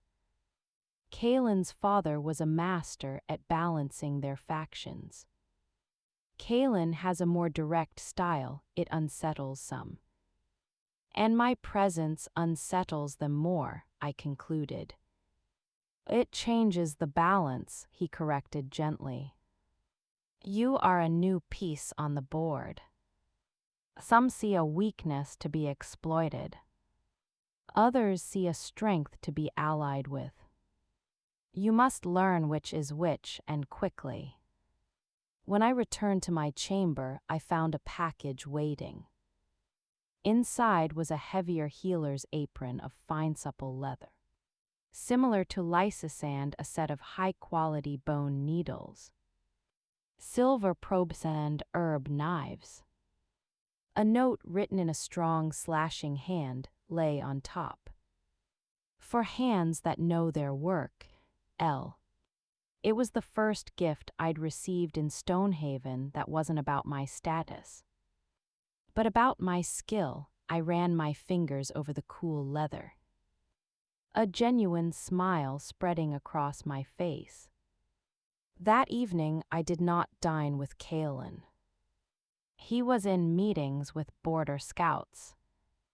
I took my meal in the hall's common room of vast, noisy space where warrior scrafter-sand healers mingled. I sat at a long table with Bren and a few other junior healers I'd met that morning. The conversation was shop talk, a difficult birth. A new batch of willow bark that was too strong. The best way to treat frostbite in a wolf form's paws. For a glorious hour, I was not the bondkin. I was just another healer sharing knowledge and complaint. I learned that silvermoss only grew on north-facing cliffs above the cloud line. That wolf-kind mothers carried for 5 months, but human shifter hybrid pregnancies were wildly unpredictable. And that the cook's infamous stone stew was best avoided by those with delicate constitutions. Lateras I prepared for bed. I felt a gentle tug through the bond. Not words, just a seeking touch, a question. I sent back a pulse of reassurance of contentment, accompanied by a flicker of gratitude for the day. The response was a warm wave of approval and a faint, tired amusement standing at my window once more, looking over the moon-washed valley. The fears of the previous night felt distant. Stonehaven was not just a court of whispers and sharp teeth. It was also a place of hard work of deep knowledge. Of people with broken bones and stubborn coughs who needed help. I had found a foothold here, not in the glittering great hall, but in the clean demanding reality of the healing halls. I had a place, I had a purpose, and for now that was enough. The 3 days between my arrival and the Moon Council passed in a blur of purposeful activity. My mornings belonged to Lysa in the healing halls. My afternoons were split between Orwyn's archives, where I studied the history and laws of the wolf kind, and practical lessons with Bren on the layout of Stonehaven and the names and faces of its major players. Kaelin was often busy, but the bond was a constant, low-thrumming connection. I could feel the weight of his responsibilities, the strategic calculations, the occasional flare of frustration. In our few private moments was focused at asking about my day, offering insights into the people I'd met. But the easy camaraderie of our first night back was tempered by the looming formalities of the council. The night of the full moon council arrived. The silver crescent moon hanging in the clear sky was a pale sliver compared to the bloody orb of the trial. But its significance was no less potent. This was when the wolf kind's governing body convened. Bren helped me dress in the garments provided for the occasion, a gown of deep forest green velvet, simple in cut but exquisitely made, with silver embroidery at the cuffs and hem tracing patterns of interlocking vines and crescent moons. My own pendant was the only jewelry I wore. My hair was braided and coiled at the nape of my neck in a style both practical and elegant. When I looked in the polished bronze mirror, I barely recognized the village healer. I saw a woman of Stonehaven. Kaelin met me at the entrance to the council chamber, a circular room adjacent to the great hall but more intimate, its walls inlaid with mother-of-pearl that shimmered like moonlight on water. He was dressed in a formal tunic of black and silver, the crescent scar visible above its high collar. His eyes swept over me, and a flash of unmistakable appreciation warmed the bond before he schooled his features into regal neutrality. "You look," he began, then seemed to search for a word that was both personal and politically safe. "Appropriate and ready." "As ready as I can be," I murmured. He offered his arm. "Remember, Alara, truth is your strength. They will try to make you doubt yourself. Do not let them." We entered together. The council was already assembled around a massive round table of polished basalt. The 7 elders for men and 3 women of various ages, all with the distinctive eyes of old wolf-kind blood, occupied carved chairs. Captain Anya stood at military attention behind an empty seat.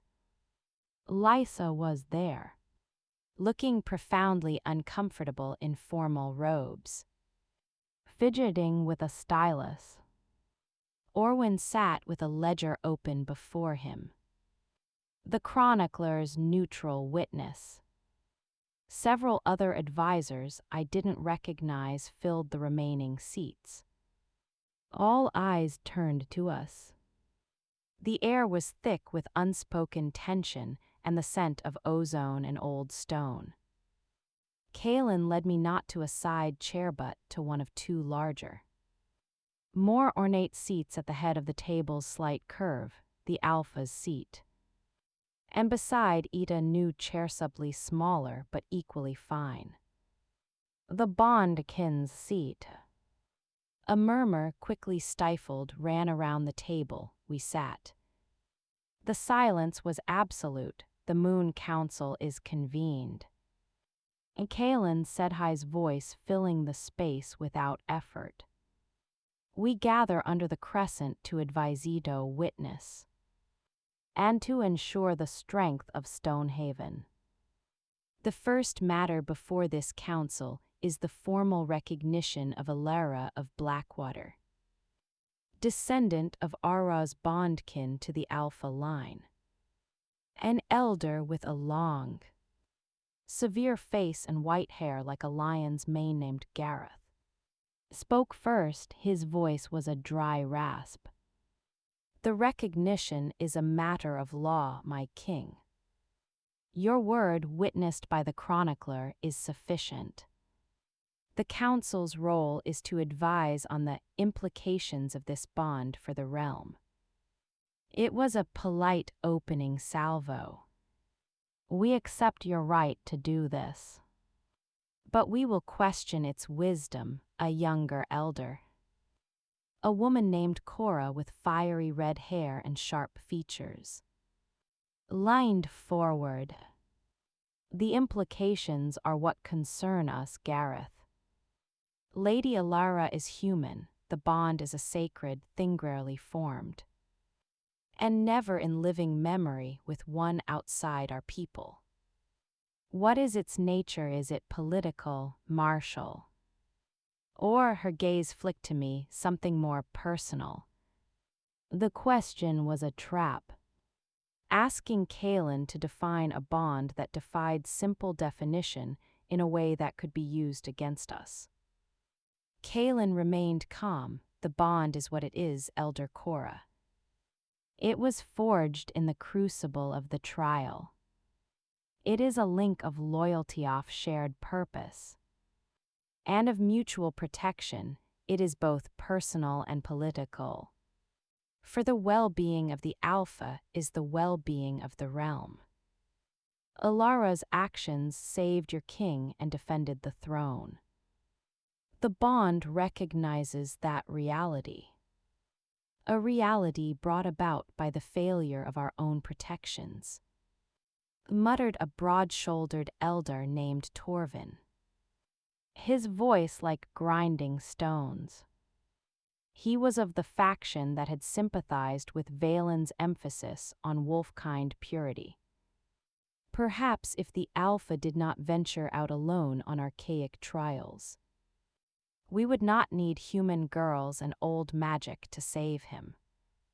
A dangerous silence followed.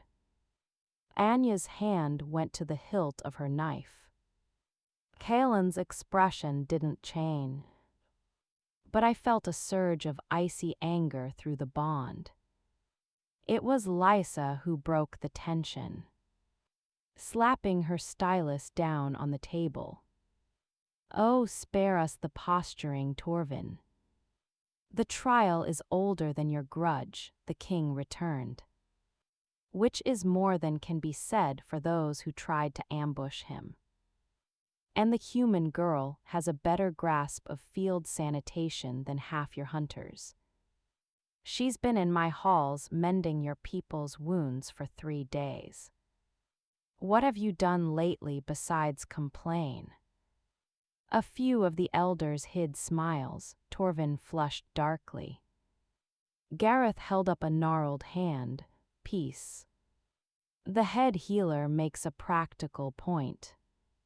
Lady Alara has begun to integrate into Stonehaven's functions. This is to the good. But the council must understand her intended role. Is she an advisor, a healer, a symbol? Where does her voice carry weight?" All eyes turned to me. This was my moment. Kaelin's warning echoed in my mind. "Do not try to play their games." I took a slow breath, feeling the weight of the pendant against my chest. "Elders," I began, my voice clear in the quiet room. "I am first and always a healer. That is my skill and my calling. In your halls, I answer to head healer Lysa. But the bond with your king gives me a different perspective, one that bridges the world I came from and the world I now serve. If my voice carries weight, let it be in matters where that perspective might be of use, in understanding our human neighbors, in healing the rifts that distrust can cause." in remembering that the old pact between Ara and Thuron was about alliance. Not subjugation, I looked at Torvin, then at Gareth. I am not here to change your ways, I am here to learn them. And to offer my own where they might help keep Stonehaven strong. That is my role. It was not a grand declaration. It was simply honest, and disarmed their expectation of either meek submission or arrogant ambition. Orwen, who had been scribbling, looked up and gave a small, approving nod. Elder Cora studied me, her sharp gaze softening a fraction. A healer who understands diplomacy. An interesting combination, the question remains. Gareth pressed, though his tone was less hostile. The bond is a profound connection. In the event of a division between the needs of Stonehaven and the inclinations of your former life, where would your loyalty lie? It was the hardest question, cutting to the very heart of my identity. I felt Kaelin's silent support through the bond. But he did not intervene, this was mine to answer. I thought of my cabin now empty, of Macius's kind warning. Of the vast, hidden world I'd entered. I thought of the patience in Lysa's Halof Orwen's wisdom. Of Anya's grudging respect of Kaelin's trust. My former life was one of isolation, I said slowly. Choosing each word, I was an outsider there. As I am in some ways an outsider here. But here I have been given a place, a purpose. Not as a human among wolves, but as a Lara bonded to the king. Healer to the people of Stonehaven, this is my life now. My loyalty is here.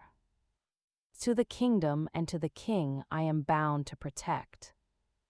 The final words hung in the air.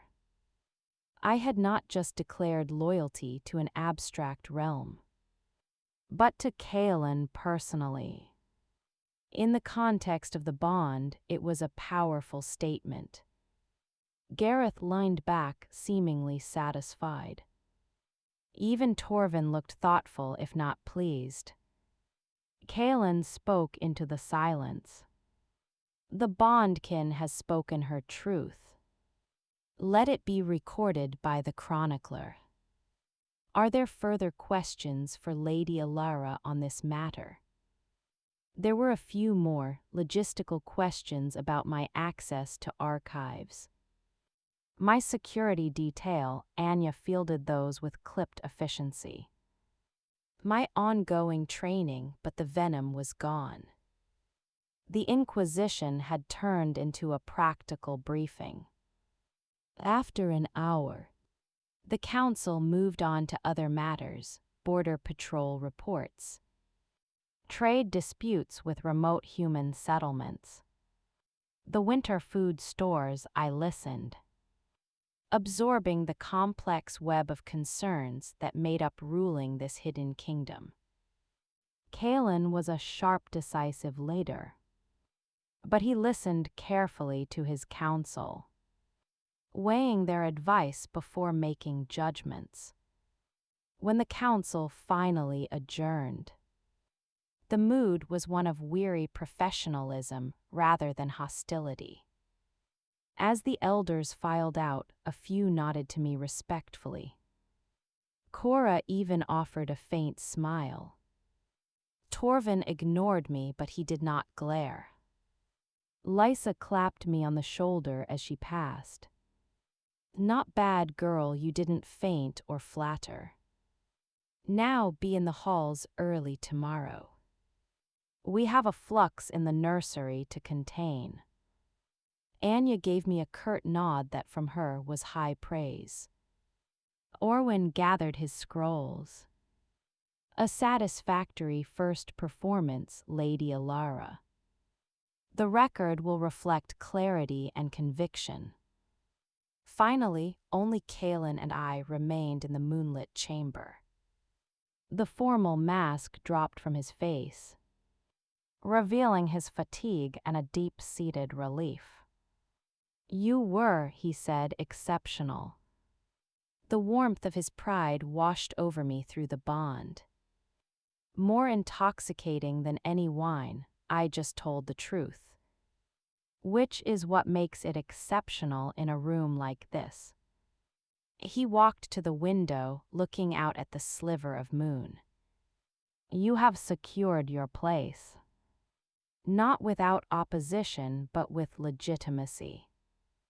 The council will argue with you, but they will no longer question your right to be here." I joined him at the window. The cool night air a relief after the stuffy tension of the chamber. "It's only the beginning, it is," he agreed. "But it is a solid beginning." He turned to face me, his amber eyes serious in the pale light. "Today, you swore your loyalty to me. Before the highest authority in the land. That is not a thing done lightly in Stonehaven. I want you to know I feel the weight of that trust. And I swear in return I will be worthy of it." It was a vow as solemn as any made in the council chamber. The bond between us flared not with magic, but with the profound gravity of the promise. "I know," I whispered. We stood in silence for a long moment. The future stretching out before us complex and uncharted. But faced together, the Moon Council was over. The real work of building Goff healing, of ruling, was just beginning, and for the first time, I felt not like a passenger on Kalen's journey, but a partner in it. Winter's first true breath announced itself not with snow, but with a silence, a deep, crystalline quiet settled over Evermist Valley, muffling the distant rush of rivers and stilling the wind in the highest pines. Inside Stonehaven life grew more inward, gathered around hearths and in the bustling, warm caverns of the lower halls. My life found its rhythm, woven into the sturdy fabric of the mountain fortress. My mornings in the healing halls with Lysa were no longer a test, but a routine. I had earned my place at her side, not as a curiosity but as a skilled pair of hands. She had begun to consult me on tricky cases, especially those involving human shifter hybrid physiology or wounds from human-made weapons. We spent hours cross-referencing her ancient scrolls with my grandmother's journal, bridging centuries of knowledge. I learned to prepare poultices with glow moss for deep tissue regeneration, and she grudgingly admitted the efficacy of my honey and garlic salve for preventing wound fever. My afternoons were often spent with Orwin, my education in the history and laws of the wolf-kind deepening. I learned of the great schism that had split the northern packs from the Crescent Moon dynasty, of the intricate moon phase rituals that governed their society, of the complex etiquette surrounding the shift. I was no longer just listening to survive. I was learning to understand to belong. And Kalen was a constant steady presence in my life, felt through the bond and seen in stolen moments. Council meetings border disputes, and the endless work of kingship consumed him. But he always made time. Sometimes it was a shared, silent meal in his solar after a long day. Sometimes it was a walk along the high, internal galleries that overlooked the valley, where we would discuss everything from the rationing of grain stores to the strange, luminous fungi in the deep caves. The easy companionship we'd found on the bluff had returned, deepened by shared responsibility and quiet trust. The bond itself had evolved. It was less a startling conduit of raw thought and more a background hum of mutual awareness, a sense of his focus when he was in meetings, a flicker of amusement at a courtier's folly, a low thrum of concern when news came from the northern borders. In return, I could feel my absorption in a healing, my frustration with a stubborn page of old script, my simple contentment when walking in the frost-strimed herb garden. It was during one such walk a week after the first hard frost that the shift happened. We were on the starwing balcony, an open ledge carved high on the mountain's face, named for the birds that nested in the cliffs below. The view was staggering, a panoramic sweep of the white-capped valley under a steel-gray sky. We stood in comfortable silence, watching our breath fog in the air. The northern scouts report that the snows have closed the high passes. O'Caelan Sedhigh's gaze on the distant peaks. It will be a quiet season from that front, at least. Time for Valen to lick his wounds and plot anew. And for us to strengthen our own walls, I replied, pulling my cloak tighter. Lysa and I are preparing stores of feverfew and lungwort. The deep cold brings coughs that can rip through the nurseries. He nodded, a small smile touching his lips. Always the healer. He turned to lean against the balustrade, facing me. You have rooted yourself here, Ilara. More quickly and firmly than I dared hope. The people speak of you with respect, not just as my bondkin, but as a voice of sense in the healing halls. A patient student in the archives, the praise warmed me. But his thoughtful tone hinted at more. It feels right. This work, this place, it is right, he agreed. He paused as if choosing his next words with great care. The bond we share, it was forged in extremity. But it has grown in peace. It has become the foundation of my strength here. A quiet certainty in a world of noise. My heart began a slow, heavy beat against my ribs. The air between us, already cold, seemed to grow charged with something else. It has for me as well, I admitted softly. He pushed off from the balustrade and took a step closer. The usual careful distance he maintained. The kingly restraint was gone.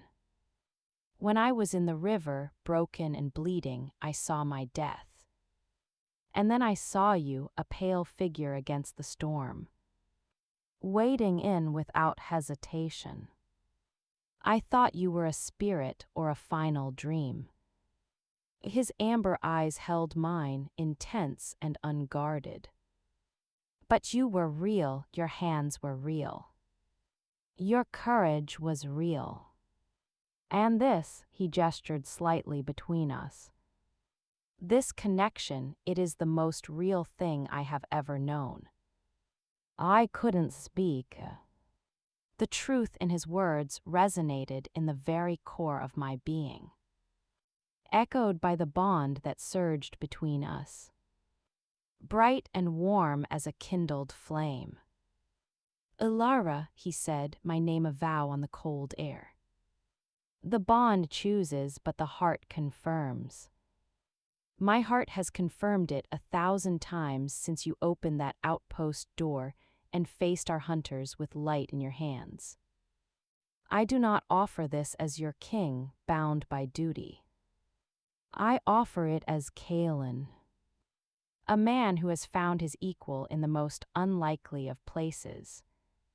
He reached out slowly, and his fingers, warm despite the chill, brushed a stray strand of hair from my cheek. The touch was electric, jolting through the bond and my own skin. I love you. The world narrowed to the feel of his hand against my face. The depth of emotion in his eyes. The truth of his words ringing through our connection. Undeniable and utterly terrifying in its beauty. All the careful boundaries I had built between healer and king. Between human and wolf kind. Between ally and something more shattered. The fear of the unknown, of the political complication. Of losing myself was still there. But it was swept away by a tidal wave of feeling I could no longer deny. I had loved him as the wolf I saved, as the king I respected, as the friend I trusted. Now I loved the man before me, wholly and completely. Tears, sudden and hot, blurred my vision. Not of sadness, but of a profound, disorienting joy. Kaelin, I whispered, my voice thick. My hand came up to cover his where it rested against my cheek. I left my life behind to follow you. I pledged my loyalty before your counsel. But this I give you freely. I took a shuddering breath. The truth finally breaking free. I love you too. The words hung between us, fragile and immense. Then his expression, so serious, transformed. A smile, radiant and unburdened, broke across his face. He leaned forward, his forehead gently touching mine. A gesture of intimacy that was both tender and profound. We stood like that for a long moment, wrapped in the warmth of the bond and the silent, joyful acknowledgement of what we had confessed. When he finally drew back, his eyes were shining. "This changes things," he said, his thumb stroking my cheekbone, "and it changes nothing. You are still bondkin, I am still alpha, the work remains. But now we do it together," I finished. Understanding dawning truly together, he nodded. His smile softening into something more intimate. More possessive, yes, he didn't kiss me.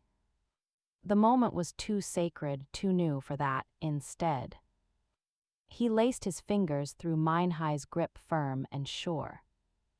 We turned back to the view, hands clasped, watching the first few flakes of snow begin to spiral down from the heavy sky.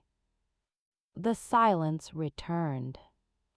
But it was no longer just the quiet of winter, it was the deep, resonant quiet of a pact made complete. Of a path chosen not just by fate or duty but by the heart.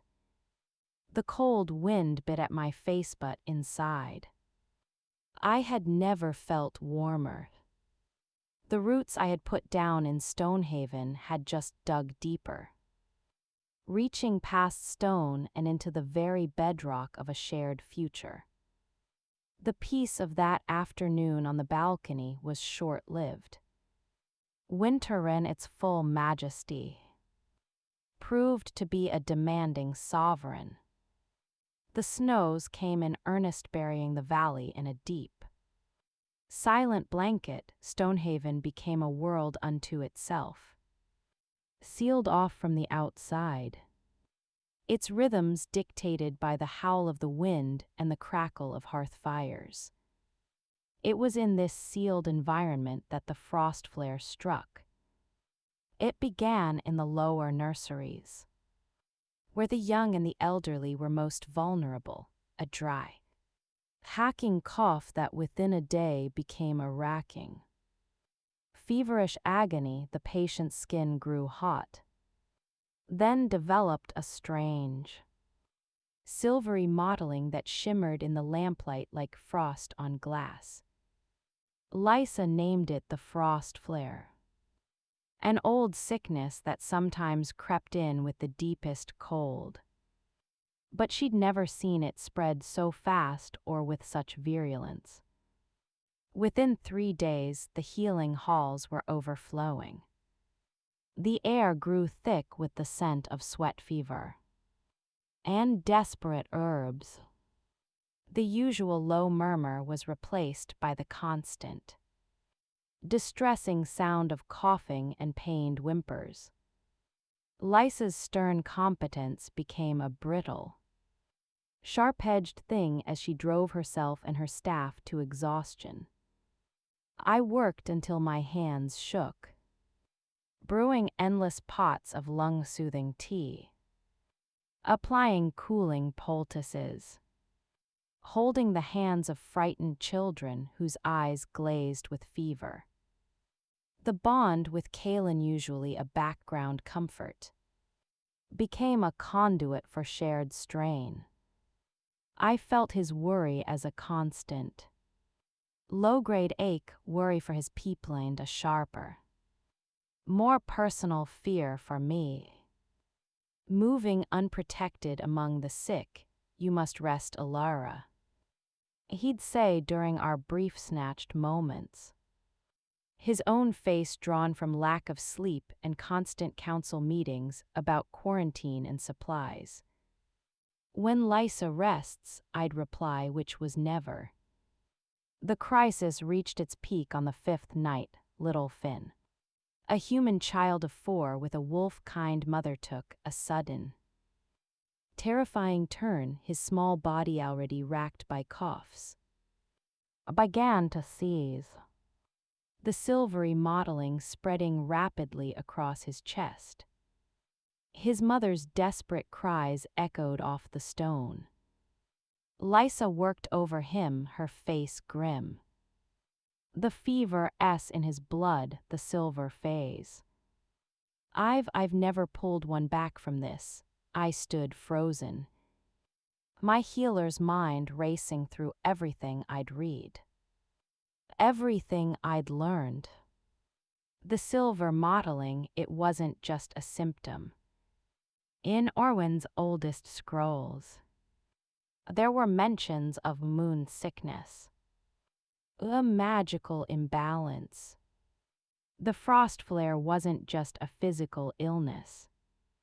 It was a sickness that preyed on the magical connection wolf-kind and their human kin had to the lunar cycles. It flared under the cold, moonless winter sky. It's not just the fever, I said suddenly, my voice cutting through the panic. It's their connection, the cold. The dark, it's starving the magic in their blood. And the sickness is feeding on the emptiness. Lysa stared at me, her eyes wide with exhaustion and sudden, dawning hope. The old texts, the starving of the light by the moon. You might be right, but how do we feed it?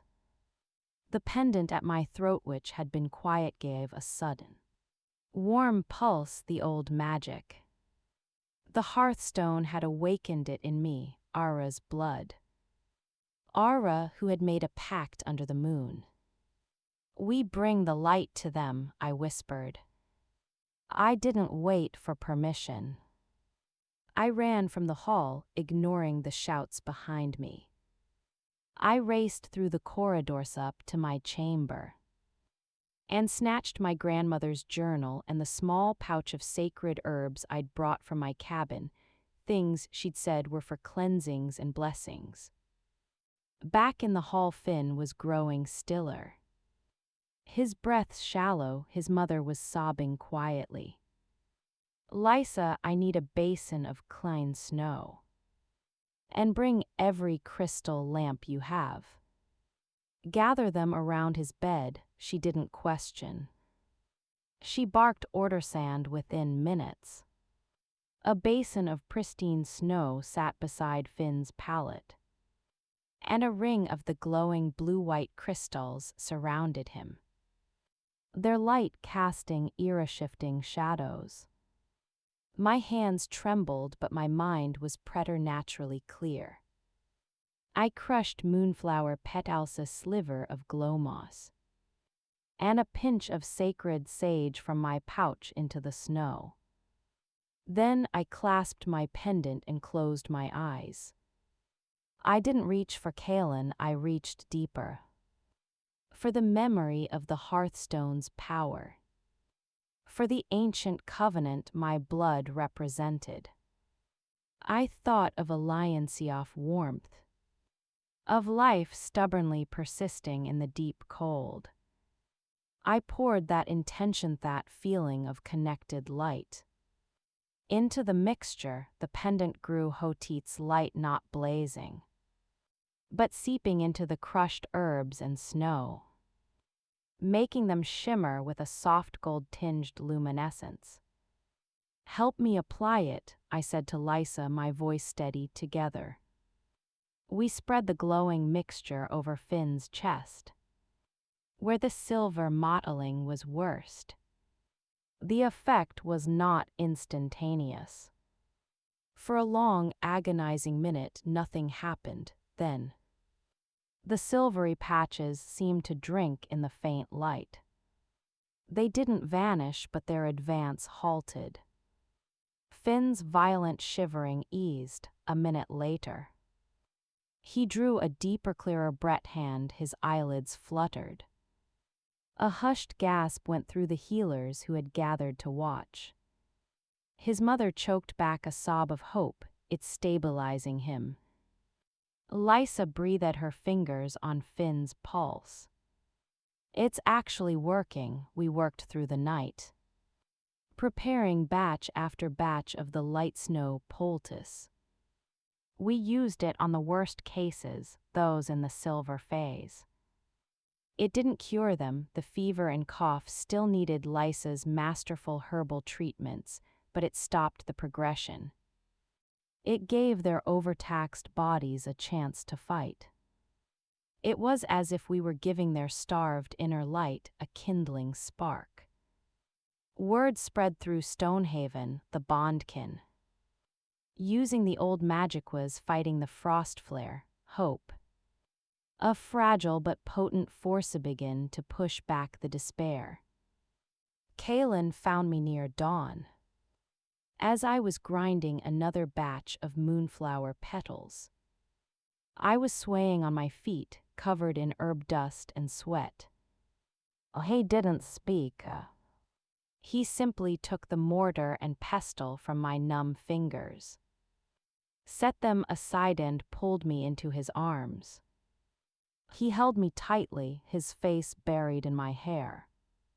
The bond flooded with his Ahai's fear, his overwhelming pride. "You brilliant, impossible woman," he murmured into my neck. "You're saving them." "We're saving them," I corrected weakly, leaning into his solid strength. "Lysa, the other healers, they're doing the real work. I just gave them a new tool." "You gave them hope," he said, drawing back to look at me. His amber eyes were fierce. "And you proved beyond any doubt why the old ways matter."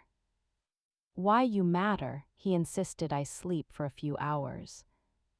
When I returned to the halls, a change had taken place.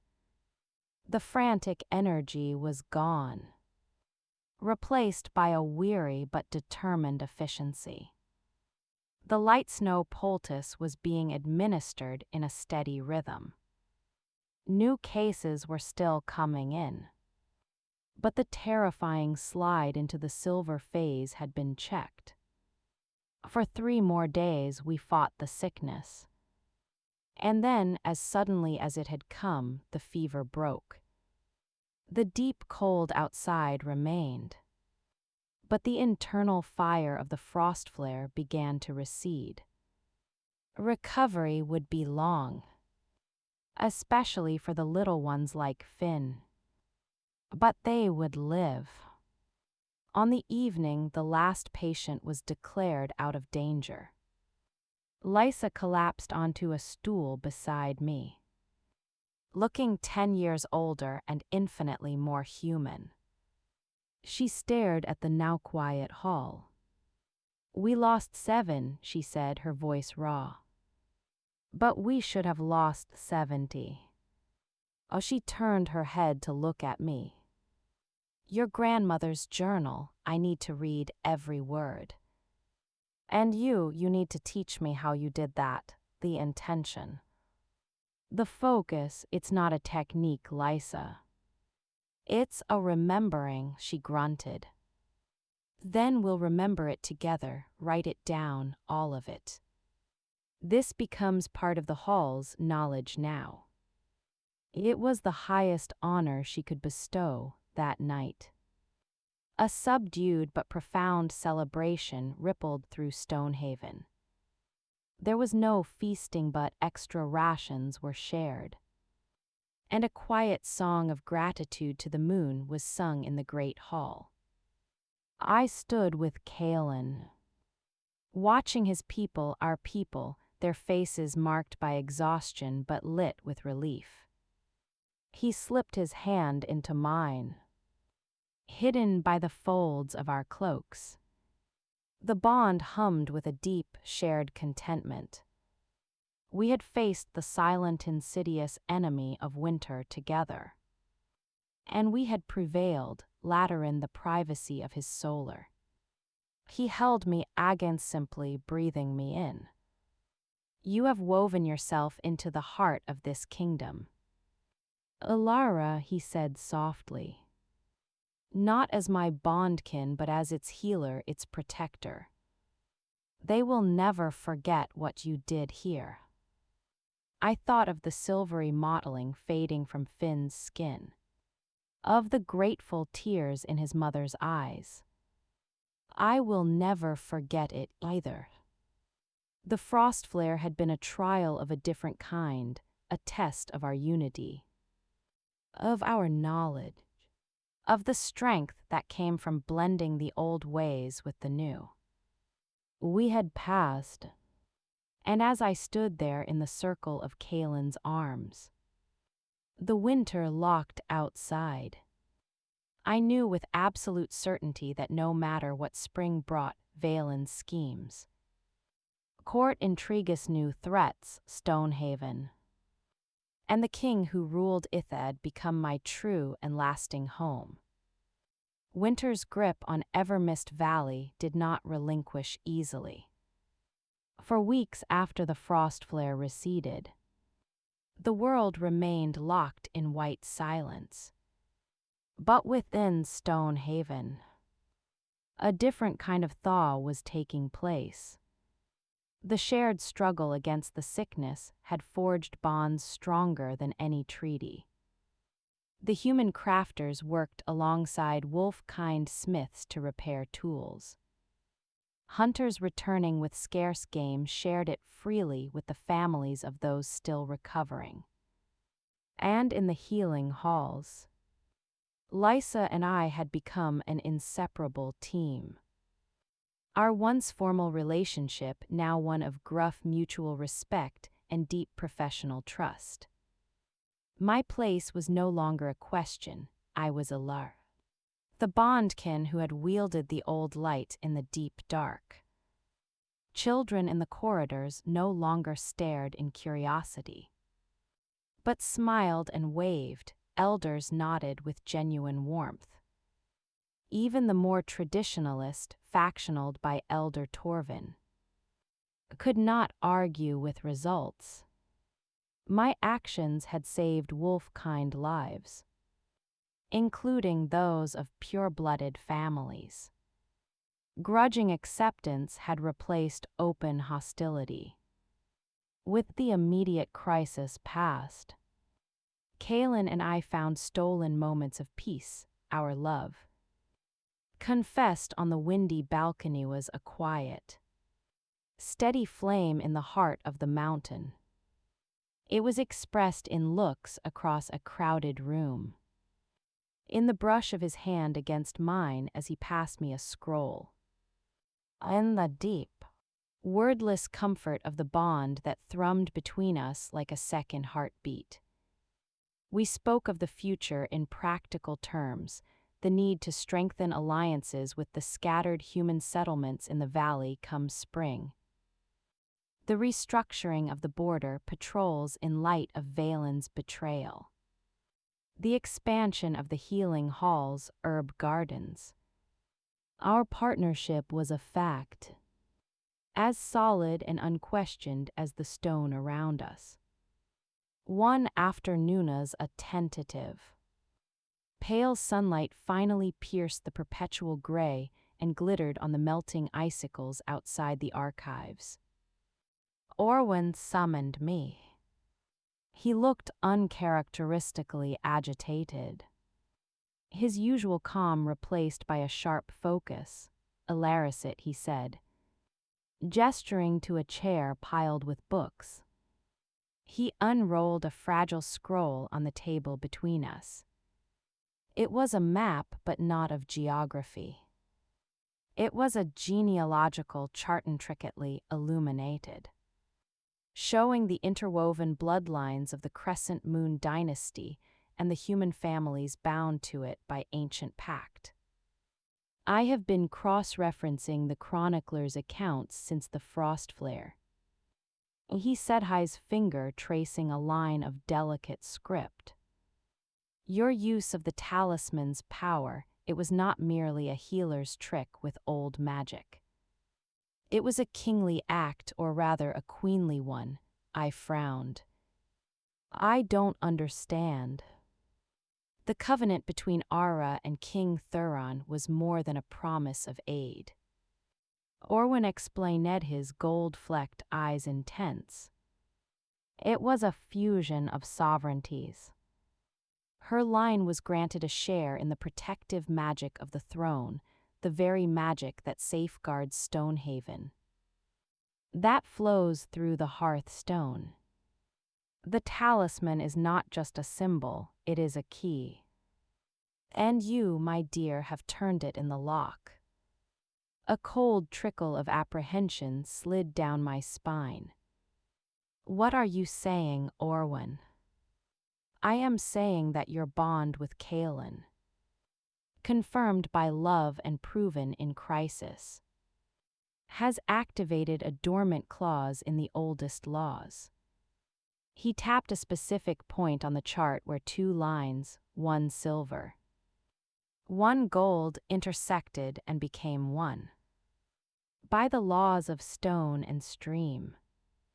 A bondkin who saves the realm in the Alpha's name, and whose bond is one of heart as well as spirit, may be formally elevated to consort, to equal ruler.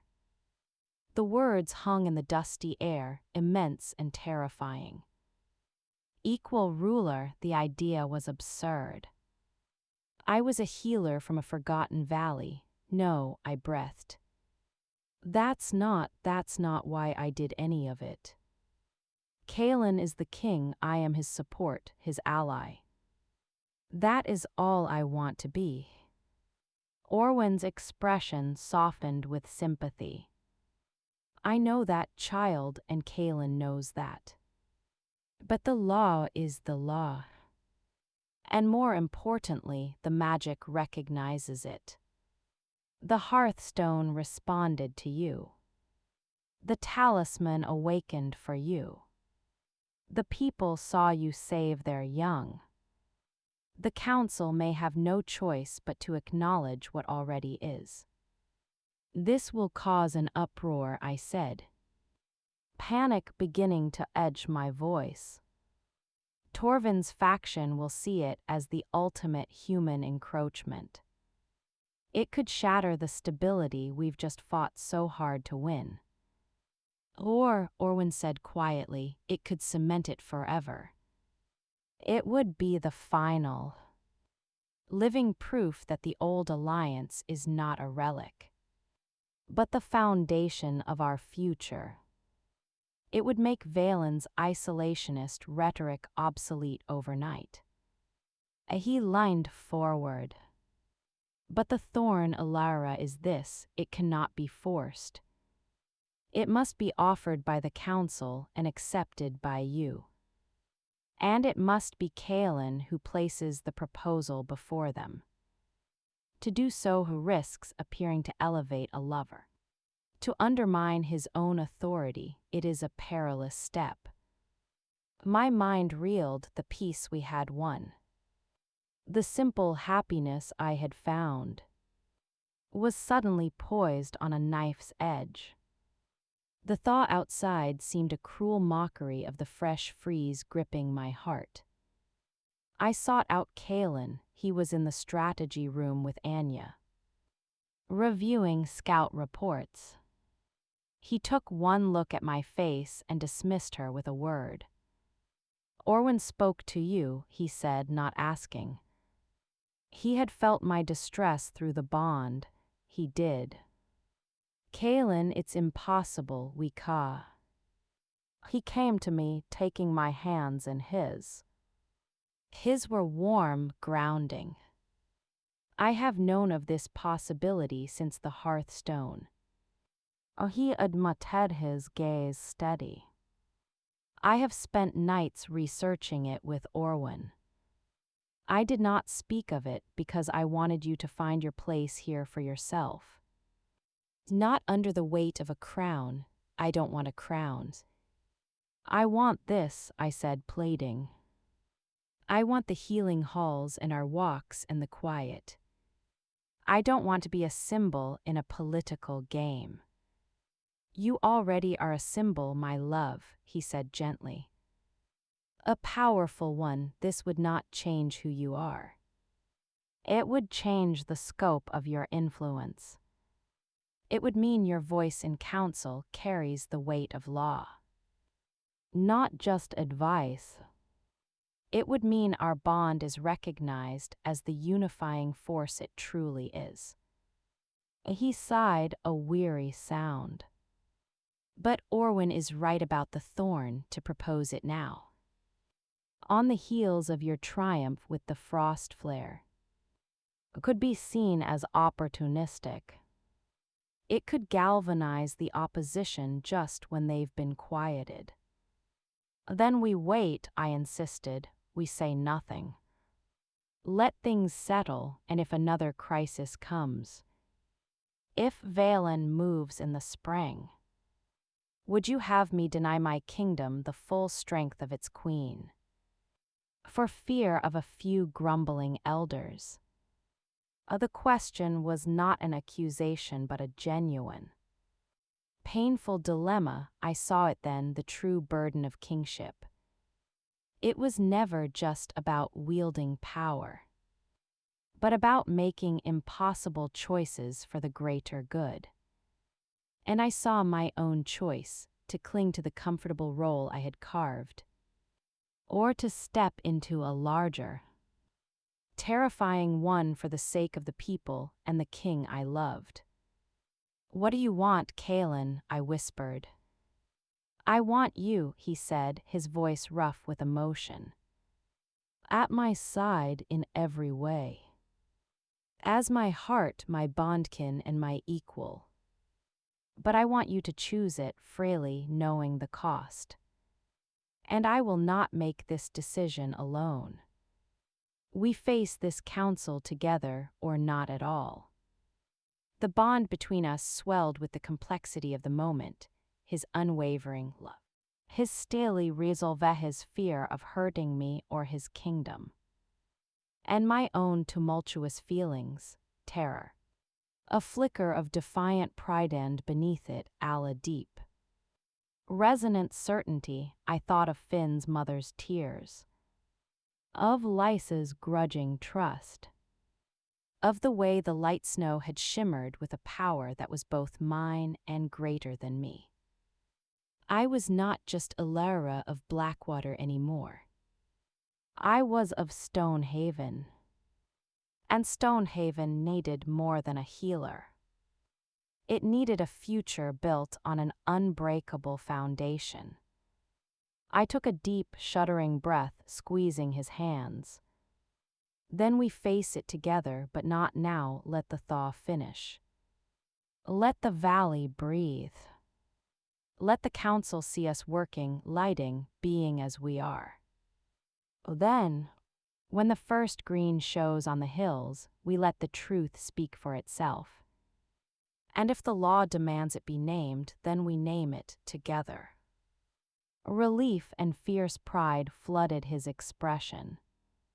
He pulled me into an embrace, holding me as if I were both the most precious and the strongest thing in his world.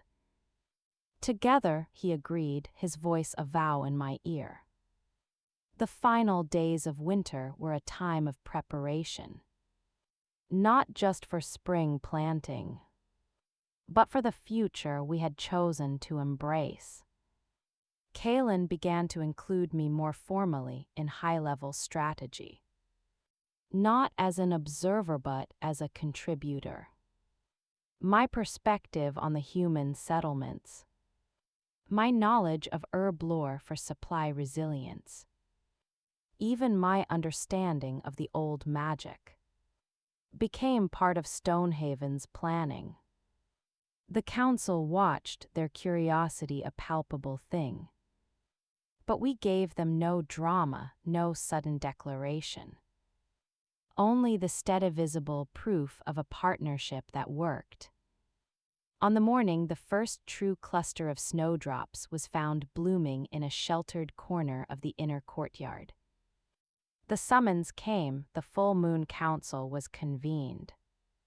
Not for Christmas but for the turning of the season. Kalen and I walked in side by side, as had become our custom. But this time the air felt different, expectant. Orwin sat with a fresh ledger. Anya stood straighter if possible. Lysa gave me a small, firm nod. Even Torvin looked less resentful, merely watchful. Kalen did not sit immediately. He stood before the round table, and I stood beside him. Elders of Stonehaven, he began, his voice clear and calm. Winter retreats, the frost flare is gone. Beaten back by the skill of our healers and the resilience of our people. We look to a spring of rebuilding, of strengthening. He paused, his gaze sweeping the room. But a kingdom cannot be strong if its foundations are hidden or denied. For too long, the full meaning of the ancient covenant has been half-remembered lore. No longer, he reached for my hand, lifting it so our clasped hands were visible to all. The gesture was simple but in that formal space. It was revolutionary. Ilara, bondkind descendant of Ara, has proven her place among us not by birthright, but by courage which demand love. She has saved your king and your children. Our bond is the living heart of the old alliance, and by the deepest laws of our people, etched in stone and confirmed by magic, such a bond in such a time carries a consequence. He looked at me, his amber eyes full of love and unwavering certainty. Then he looked back at the council. I do not ask for your permission. I declare before you the truth that already exists.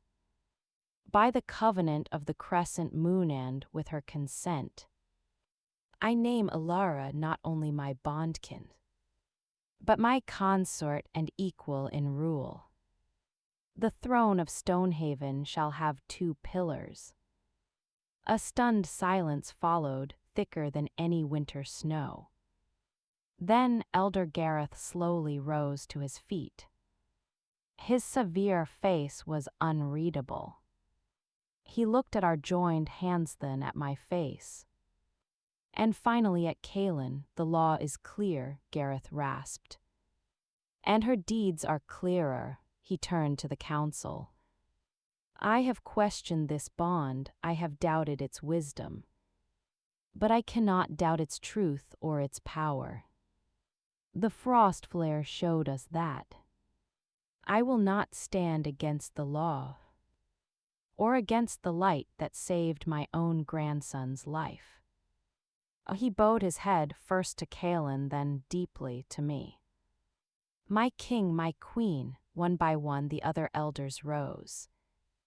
Cora was next, a genuine smile on her sharp face. Then the others, some with more hesitation, but none with outright refusal. Finally, only Torvin remained sated. He stared at the table for a long moment, the struggle plain on his face. He looked at the united front we presented, at the respectful nods of his peers, at the inevitable future. With a grunt that sounded like defeat but felt like acceptance, he pushed himself to his feet and gave a curt minimal bow. It was done later. On the Starwing balcony, now greening with tender shoots, Kaelin placed a circlet of woven silver moonflowers and early ivy on my brow. It was not the heavy crown of state, that would come later, in a formal ceremony under the full moon, but a promise. The promise of a throne shared, a future built together. Below us, ever-mist valley lay awakening, the rivers running high with melt water. The first brave Grine painting the slopes. The long winter was over, I leaned into Kaelin's side, his arm around me. The bond between us a sun-warmed current of joy and resolve. The path ahead would not be easy. Valen still schemed in the north. Court politics would continue. But the foundation was now unshakable. I had come to Stonehaven a fugitive healer, dragging a wounded king from a river. I would help rule it as his queen. The journey had been one of river rapids and silent snow, of healing halls and moonlit councils, of fear transformed into courage, and a bond that had become love. As the first true warmth of the sun touched our faces, I knew with a healer's certainty and a queen's newfound strength, our story, like the season, was just beginning to bloom.